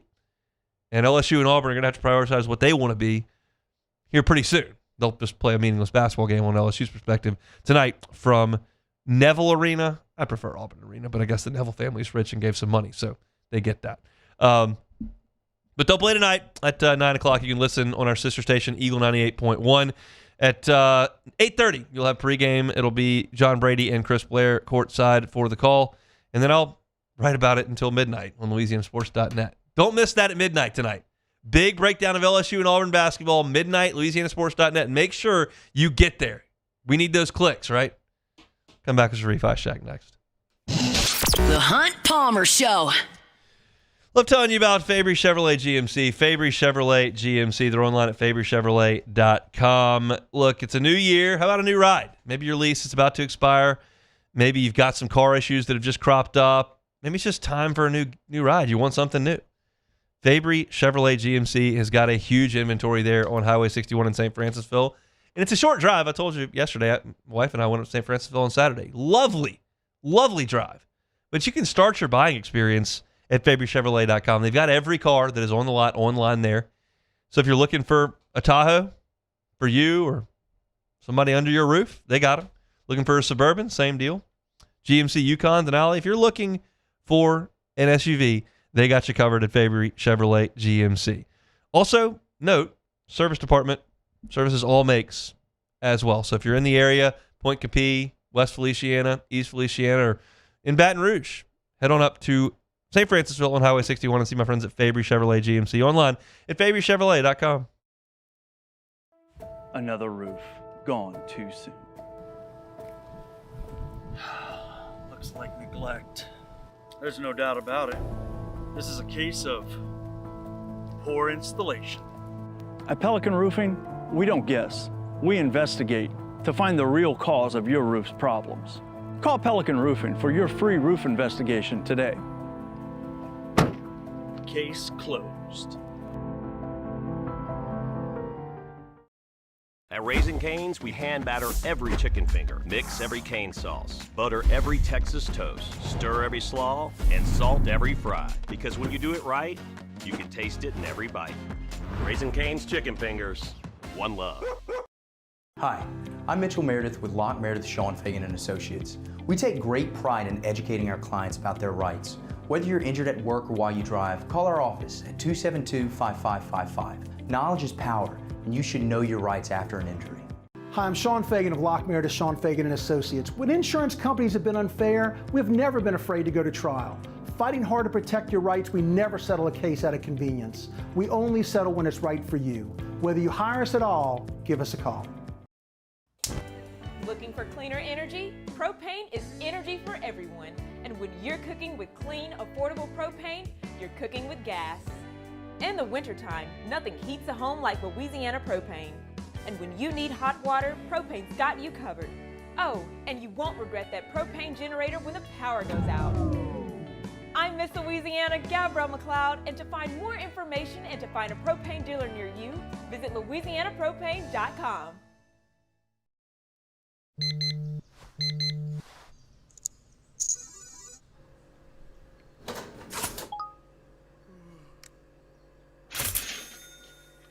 Sometimes you ignore the signs, even when they're right in front of you. Problem gambling isn't always easy to spot. Know the signs, set your limit. Learn more about healthy gambling habits by visiting us online or text or call for free, confidential help now. Transform your living space with Lacoste & Young Remodeling and take your home from outdated to outstanding. Redefine your kitchen for the ultimate culinary experience or elevate your daily routine with a spa-worthy bathroom retreat. Our skilled team brings 3D modeling to life to ensure your vision becomes a reality. We believe luxury should be accessible and offer tailored solutions to fit your budget without compromising quality. So contact us today for a free estimate. Lacoste & Young Remodeling, providing perfect solutions for your dream home. Supreme Jasmine is premium American-grown rice. From local farms to your table, every grain is supreme. You're listening to The Hunt Palmer Show on 104.5 ESPN, Baton Rouge.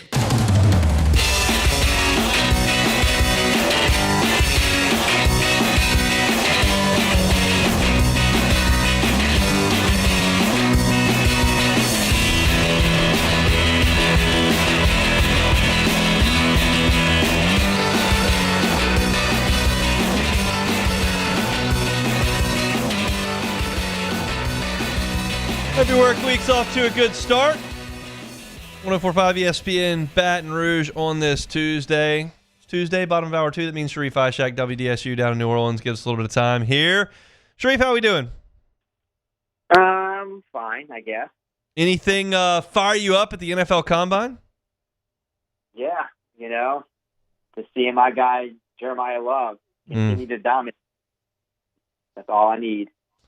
That seems to be like the consensus down there. I don't see any dissenting opinions from the 504. There's one loud one here in the 225 that comes on after me, but it seems like everybody wants Jeremiah Love.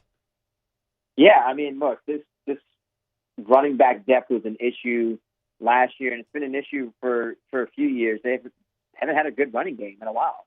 I mean, they need to find someone who's a game changer, home run hitter, who can do it all, and Jeremiah does that. He does everything. I mean, he doesn't, hit 7 yards a carry 2 years in a row by accident. I mean, the guy's a good running back. And everyone's going to say, well, the competition. Well, I was like, I'll tell you the same thing I said about Tyler Shuck against those teams that aren't that good. If he didn't do it against those teams, then you'd be saying he's not a good running back or he's not a good quarterback. And, he went out there, he does it all. He's got, the ability to run, catch, block. He's, a good teammate, a good leader. You can't ask much more than that from a guy who can really be a big-time game changer for your running back group. And that's what this team is missing. They need to give Tyler Shuck the ability to, get better. And that's the way to start, with a good run game. And he'd be the guy I would take if he was there at number 8, if he's there at number 8. Remains to be seen. We'll talk a lot of draft as we move forward. The legal tampering period cranks up next week, and so that starts free agent conversations in earnest. It feels like, and we discussed this earlier on the show, that Alontae Taylor is on his way out. Do you agree with that? Yeah, I just think that it's probably the right decision. You just can't pay him that much money for what he provides. He struggled a lot. I mean, there's no denying it. The stats will tell you that he was the worst slot corner in the NFL. Probably gave up the most yards in the NFL last year. A lot of penalties, but he was a good blitzing linebacker. He tackled at times, but there are times he's missing tackles. And maybe he wasn't being played the right way. Maybe he needs to be playing on the outside. I just don't know, but it's not, the value isn't there. I mean, you can't go out there and spend that money on Alontae Taylor when your team desperately needs help at guard in a very bad way. Here's a really difficult question to answer because you can't be in the room, but as this gets closer, and we're getting closer, how do we feel about the discussions that are going to be around Cam Jordan? I would say that it's got to be a one-year deal, and it has to make sense for both. I know Cam wants to be here. It'd be tough for him to finish his career for a year, maybe 2 years somewhere else, and let's just say he goes to another team like Arizona, where he grew up in Chandler, Arizona. It doesn't work out, and he just took the money. I think he prefers to be here in New Orleans, where his kids were born and raised, and I think he wants to finish something. If he sees that this team is trending in the right direction and he hops on board and stays with it, that's a good thing. But if he leaves, he's probably going to think, damn, why did I do that? Why did I just not stay with the Saints and finish my career? So I think that he's not going to take a major discount like he said he did last year. I think he wants to make sure the money's right for him. But I think the Saints have to be smart. They have to pay the guy for what he can do and not what he did last year. And that's going to, remain to be seen. I do think they get a deal done with both he and DeMario. Here's a different way to ask the question. I'll ask it about both of them. We'll start with Cam. Do you think Cam thinks more of the Saints or the Saints think more of Cam? I think that I can see it equally, but I think that he thinks more of the Saints at this point in his career. And I think they're probably like, oh, he's 36, going to be 37 approaching here in July, I believe. And they're probably like, well, is he going to have 10.5 sacks again? Probably not. If he gave us 5 or 6, that would be great at that age. And he's thinking, well, I can do that, and I can keep your young defensive lineman getting better if you just keep me around for a year, and I see what's happening. So I would think it's more Cam thinks more of the Saints at this point. And that's, that's a good thing. I think that's a good thing. But does that mean they're going to pay him what he wants? Probably not. So what do we ask about DeMario Davis? Do you think DeMario thinks more of the Saints and his desire to be a part of what could be a better season this year? Do you think that the Saints think more of DeMario as a guy that they've got to get back to win next year? Here's my flip side of that one. I think they think more of him for sure, because there is no guaranteed productive linebacker after DeMario Davis. Yeah, Pete Warner's there, and yeah, Danny Sutton is there. But come on, man. I haven't really seen much from those two guys. And I know Sutton was a rookie last year, but Pete has to certainly play much better. I think he would tell you that. So I think they think more of him for sure. They desperately need DeMario Davis. And look, I know we're going to talk about the draft down the line, but if Love is gone and Sonny Styles is there, I wouldn't put it past them to draft a guy like Sonny Styles, even if they bring DeMario Davis back. But because they need someone there. They need a proven commodity at linebacker. That's a very important position for a Brandon Staley defense. Interesting, because linebacker is not a position that I've really considered at 8. I haven't fully dove into the draft process yet, but it's been mostly wide receiver, some Jeremiah Love, and then at times you see potentially an edge rusher or an offensive lineman, but most often wide receiver and running back. Do you think that linebacker is a significant possibility with that first pick of their draft? Let's just say DeMario isn't back. Jeremiah Love is off the board. Receiver is a deep position in the draft. Yeah, Sonny Styles is there. You can't pass on Sonny Styles if Love is off the board, unless you really want to go to Carnell Tate. But look, one of those, Ohio State players are going to be on the board for you, I think, if Love is gone. And Sonny Styles is a guy, I'd have a hard time passing up on Sonny Styles if you don't have DeMario Davis there. He was productive. Look, everyone can talk about the combine numbers. You know how I feel about the combine. Can you play football? That's all that matters the most. Tyrann Mathieu will tell you about his combine. Hey, can he play football? Sonny Styles can play football. I know he ran that he did well, he jumped well, all that. His brother was fast, but I think Sonny Styles would be, a fantastic pick at number 8. Did you see the Twitter post that put Sonny Styles' combine numbers next to Calvin Johnson's? I did. And that was, yes, exactly. That's the same thing I thought. Man, wow. But, dude, look, he could do it all to me, man. He could sideline to sideline, north and south. He's a good linebacker. And you just put on the tape, watch what he does. He's a good linebacker. I don't need to see the combine. I just need to see how he does in pads on the field against competition. And you can see why he's going to be a top 10 pick definitely in this NFL draft. What do you think happens at running back if they draft Jeremiah Love with the guys that are currently under contract with the Saints? Well, he currently becomes the number 1 running back on the roster easily. It won't even be close. Then the next question becomes, what do they do with Alvin Kamara? Do they cut him post June 1st and, save about $8 million? I know he doesn't want to play anywhere else. If he says, hey, I'll take a major pay cut, that might work, and he plays one more year. And then Devin Neal, and then Estime. That's what you have. I don't know what they do with Kendre Miller. He hasn't been able to stay healthy. That would give you 5 running backs, and I think you need to keep 3, maybe 4. And they'd have some tough decisions to make. But to me, the way Estime played at the end of the year, I'd try to keep him. Honestly, I'd keep him, Devin, and if Alvin's still around, it'd be Alvin and it'd be Jeremiah, and that'd be my 4. That's just how it plays out to me, and the best ability is availability, and that's who I would roll with. How I couldn't even get through the question without laughing.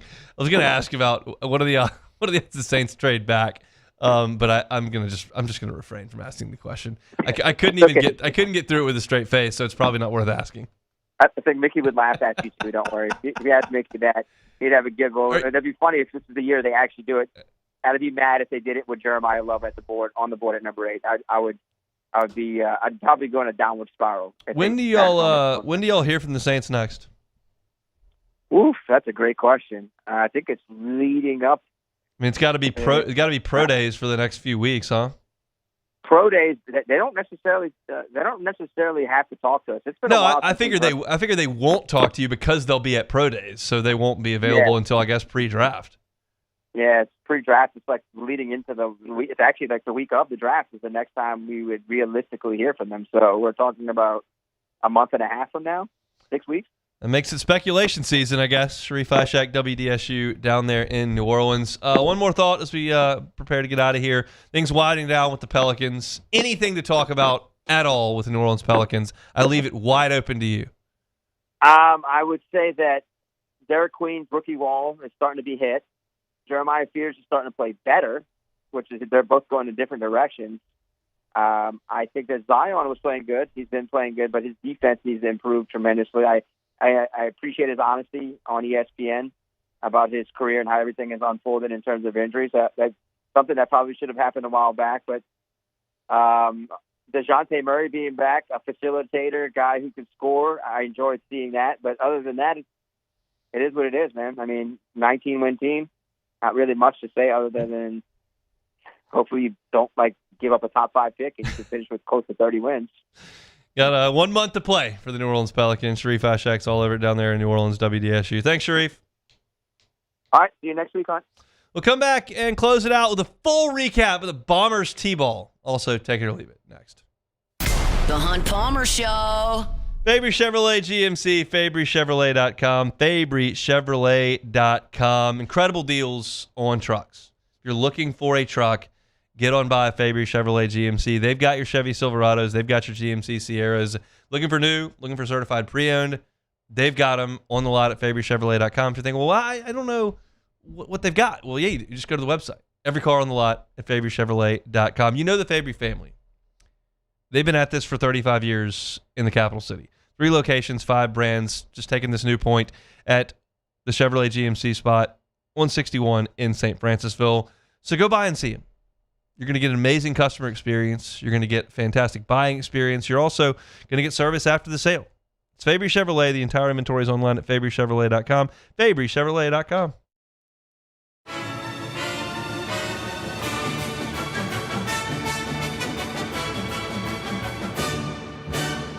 The Canes Box Combo, a symphony of flavors. Raising Cane's Chicken Fingers. One love. When it comes to choosing energy for your family and your home, make the smart choice with natural gas. You can count on efficient and affordable natural gas to keep you comfortable and reduce your environmental impact to help protect our planet. Together, we're fueling our energy future. Atmos Energy. Lock Meredith, Sean Fagan and Associates has won for our clients over $175 million over the decades. But our greatest success is our clients who have chosen and trusted us to help them. Whether you hire us at all, give us a call. You've got nothing to lose. Hi, I'm Sean Fagan. If you get injured, you could be staring at medical bills, repair costs, and lost income. Life can be turned upside down. At Lock Meredith, Sean Fagan and Associates, we'll work to turn your world right side up. Hire us, and like thousands of our clients, you'll be glad you did. Looking for cleaner energy? Propane is energy for everyone. Propane water heaters are very cost efficient, and the savings are even greater with a tankless propane water heater. We all know that Louisiana propane is a safe and environmentally friendly fuel. So why not go green while you save some green? I'm Miss Louisiana, Gabrielle McLeod, and for more information, visit louisianapropane.com. If your office is experiencing performance issues like slow networks, jammed printers, or disappearing files, Advanced Office Systems may be right for you. With powerful IT solutions, print management, document imaging, and security systems, they help offices regain confidence naturally. Side effects may include uncontrollable efficiency, smoother workflows, and a sudden burst of office joy. Say goodbye to those emotional breakdowns in the supply closet and get back on track with Advanced Office Systems.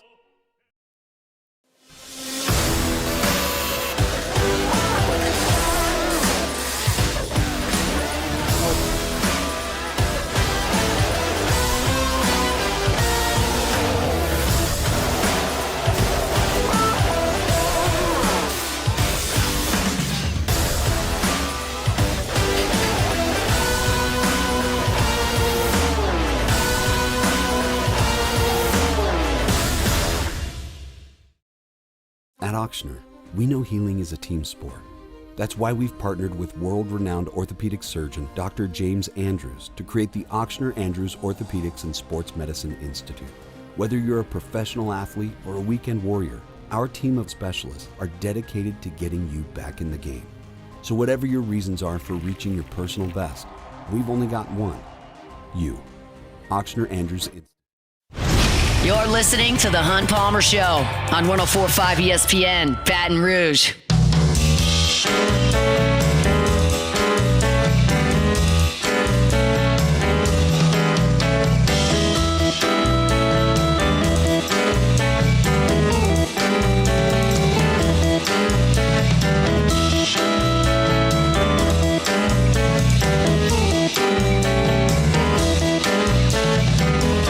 Sports trivia this evening. If you're looking for something to do on a Tuesday, sports trivia every Tuesday, Court to Table on Burbank. It's an awesome time. We got a great crowd that comes out.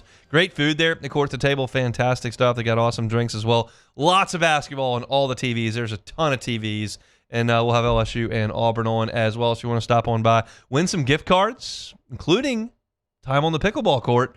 You can win those at Sports Trivia. 8 o'clock. Bring a team. Come by yourself. Come see us at 8 o'clock at Court to Table. We will welcome you as a new guest to Sports Trivia. We're there every Tuesday at 8 o'clock. All right. T-ball last night? Yeah. How the game went? Who won? I mean, look, here's the deal. Is there a winner or loser? The Bombers took the field against the Peaches. The Peaches. Peaches and the Bombers. Electric atmosphere over at Traction. I mean, dozens in attendance. Teams took the field, and I got to tell you, Myers man goes out there 2 for 2. Whoa. With 2 runs scored, 2 singles, Practice. 2 RBIs. It turns out every single player on the entire team had the same line score because everyone just hits the ball and runs to first. And then the next person hits the ball and runs to first, and everyone scores every inning. And we played 2 innings, Yeah. and then it was over. I wouldn't suggest the defense was elite. It was swarming. They were all over the ball. Yeah. When the ball goes out in the outfield, we got the entire defense on it. Yeah. Everybody on the ball. There was an out potentially recorded. It was not called an out, but it looked like it may have been an out. Yeah. There are no outs. But everyone had fun. And it lasted 31 minutes. So even better. That's even what you're better. looking for out Even there. better. Look. In and out, 2 innings. Come on, man. Look, people got to go home, all right? Like, let's go Myers home. was a little disappointed that when he did get the ball one time, his teammates tackled him, and he didn't think that was necessarily the best thing for the squad. Yeah. I might have to agree with him on that. It just kind of I'm a traditionalist in that sense of baseball. It's probably best not to tackle your teammate with the ball. But the Bombers are an aggressive group. No, man. So they're gonna be all over the place out there. It's different eras. That's just the new age. I know you're just a little. The Peaches and the Bombers. Yeah, I'm a little conflicted about the Peaches team name. I want to know who. The Peaches is an all-girl team. Oh, okay, all right. They had matching skirts on. Looked great. Looked great out there. Elite play from the Peaches. Impressed with some of the hustle out there from the Peaches. All right, because I was like, I don't think like I want to be on Rockford Peaches. Yeah, I was like, I don't think I want to be on the Peaches. You're not on the Peaches. You can be on the Bombers.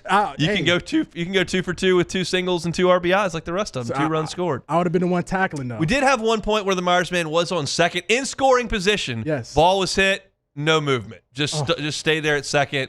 Tough scene right there, but we'll get the wheels moving. It's one game down. But also at the same time, do you feel like the practice y'all did it help? No. Okay. However, I thought the players did a better job of hitting in the game than they did practice. Okay. So we may have some gamers on our hands here. Like Rohan Davey. These are Rohan Davey famously not very good in practice. Come on, man. Turn the lights on Saturday night in Death Valley. The guy's slinging it for 500. Come on, man. Maybe the Bombers, they're game time, prime time players. This was prime time. Big Monday, 5:30 first pitch. Dude, first swing, I guess. You heard what Allen Iverson said. We're talking about practice? Come on, man. We talking about the game. Myers man. doesn't know the difference between practice and a game. He asked, "When's my next T-ball practice?" Well, you don't have another practice. You have a game. Oh, he didn't get it. Whatever. Well, look. The main thing is though, like you said, he's having fun. He had a blast. Now he wants to go do it again. There you go, set in stone. Now that's how you get the ball rolling. rolling. I did get some inside information from a parent in the year above Myers in T-ball. Okay. He said they do keep score and there are outs. And one of the teams he was playing last week, the third base coach did not have a stop sign. We're going until they get tagged out. Yeah, so everybody's going. Okay. So we're stepping up big time next year in terms of the expectation on defense. For this, the Bombers, the defensive effort, Listen, it was undisciplined. Rome wasn't built overnight. You got to build it up. Just ridiculous stuff out there. Take it or leave it. Take it or leave it. Take it or leave it. Today's hottest stories in sports, news, and sometimes even Hunt's life. The question is, will he take them or leave them? Well, I guess we're going to keep it on the baseball diamond. Sure. Yeah, we're definitely going to keep on the baseball diamond. So the Bombers might be having a new coach coming. So the Atlanta Braves, they're going to be without their designated hitter, Jurickson Profar, for the entirety of the 2026 season as he is facing a 162-game suspension. That's a lot of games in baseball to play. That's ridiculous. That's all of them. Yeah, I'm about to say. So making him ineligible for the postseason, costing him nearly $15 million in salary next season because he tested positive for PEDs twice. The second time in a year. In a year. So, I mean, Bombers' new head coach, take it or leave it. I'm going to leave it. Bad influence. Bad decision maker. Right, my fault. Bad influence, bad decision maker. We don't need to be telling the Bombers about performance-enhancing drugs at 4 years old. So we're going to leave them out of that. We're going to stick to fundamentals. We're going to stick to hitting off the tee, stick to swarming defense, and let Jurickson Profar make 4-year-old decisions. Yes. And let the 4-year-olds actually be 4 years old. Just ridiculous by Jurickson Profar to get busted twice for PEDs. And get a season. What do you think you're going to get away with it the second time? No. Come on, man. That's the crazy part. So there's been a lot of rumors circulating around Ohio State safety Caleb Downs about his knee. There was a rumor that came out that he has a degenerative ACL issue, or he has basically got red flagged that is medical. Pat McAfee came out today and basically said he did his own research, asked around, said there's nothing in his medical that will deter teams from taking him. So you still believe in this? Are you taking Downs top 10? Take it or leave it. I'm going to leave it on that basis. There's enough really good players in this draft that if you tell me there could be some issues. Like, I'm not – I actually am one of the folks that likes McAfee. I think that I like his space. I take him for what he is. Yeah. He's not here to be hard-hitting. He's here to be fun. And I'm okay with fun. I'm okay with kicking field goals at 9 in the morning. I'm okay with him ripping his shirt off at the end of the show. I'm okay with him ribbing Saban. I'm okay with him doing cheers with the Georgia fans. Like, I'm okay with it. If I need real journalism, we'll go to the guys who do the journalism. If we need some guy to break down X's and O's, I'll let Saban do it. We need somebody to know what's really going on in some of the conferences. I'll let Herb Street at it. McAfee's what he is. I'm not going for him for medical information on it. He's going to paint things rosy and sunshine. Yeah, that's what he's going to do. Yeah. It's like when he got Kiffin on, and Kiffin was the number one story in all of college football, and he didn't ask about any of the stuff because that's just not what he does. And I don't know why people would have asked it, would expected him to ask about the stuff. I'm not taking McAfee's word on Caleb Downs' knee. I'll tell you that. Same thing happened with the Aaron Rodgers thing. You thought he was going to ask him hard-hitting questions. Not going to happen. Never. And that's fine. All right. His gig. So, Bears Pro Bowl center Drew Dalman has informed the team that he's retiring today from the NFL at 27 years old. After 4 seasons in Atlanta, he signed a 3-year, $42 million contract with the Bears ahead of the 2025 season, started all 17 games, and made the Pro Bowl. So, will retiring young be more common in the NFL? Take it or leave it? Take it. Bigger contracts, opportunities to make some money as a former player in media that doesn't involve as much CTE. Yep. So, yeah, I think that there is a trend of retiring early. There are some people that want to play for a very, very long time, and that's awesome. There are some people that are going to take that, whatever you make, 25, 50, 28, 100, whatever million bucks. That's it. So that's it for it. Take it or leave it. All right, if you missed any of the show today, catch it on demand wherever you find your sound. 30 minutes right at the top. My reaction to LSU baseball last night, and then what I think about moving forward. Glenn West was with us talking Tigers, Sharif Ishak talking Saints. Plus, I discussed Alontae Taylor's future in New Orleans or somewhere else. You can find that at Hunt on Saints. Matt's going to drive you home next on After Further Review. We're back tomorrow, same time, same place. The Hunt Palmer Show. The Hunt Palmer Show. Swing Easy Golf Club in Baton Rouge, swingeasygcbr.com. Swingeasygcbr.com is that website. It's not the exact same as playing 18 holes of golf outside. It's not. It's not designed to be the exact same. But if you've never tried playing on a golf simulator, I would just suggest you give it a shot. I love it. I think it's fun. It's a different experience. And you can involve your friends. You can involve a couple bucks on the side. You can involve Pebble Beach. You can involve that fun golf tournament they play and give out the jacket every year in April. All that is right there on the simulator. Plus, if you just want to work on your game, you can do that in a controlled environment as well. They're on Segan at Perkins. Go by and see them. Check out a tee time at swingeasygcbr.com. Stop by. Segan at Perkins. Get that private bay. Get cold drink. They've got them there. Comfortable seating. Television right there. Bring some friends. Socialize or go by yourself to work on your game. Segan at Perkins. Swing Easy Golf Club, swingeasygcbr.com. These ice cubes could have been a thankless bed for an all-you-can-eat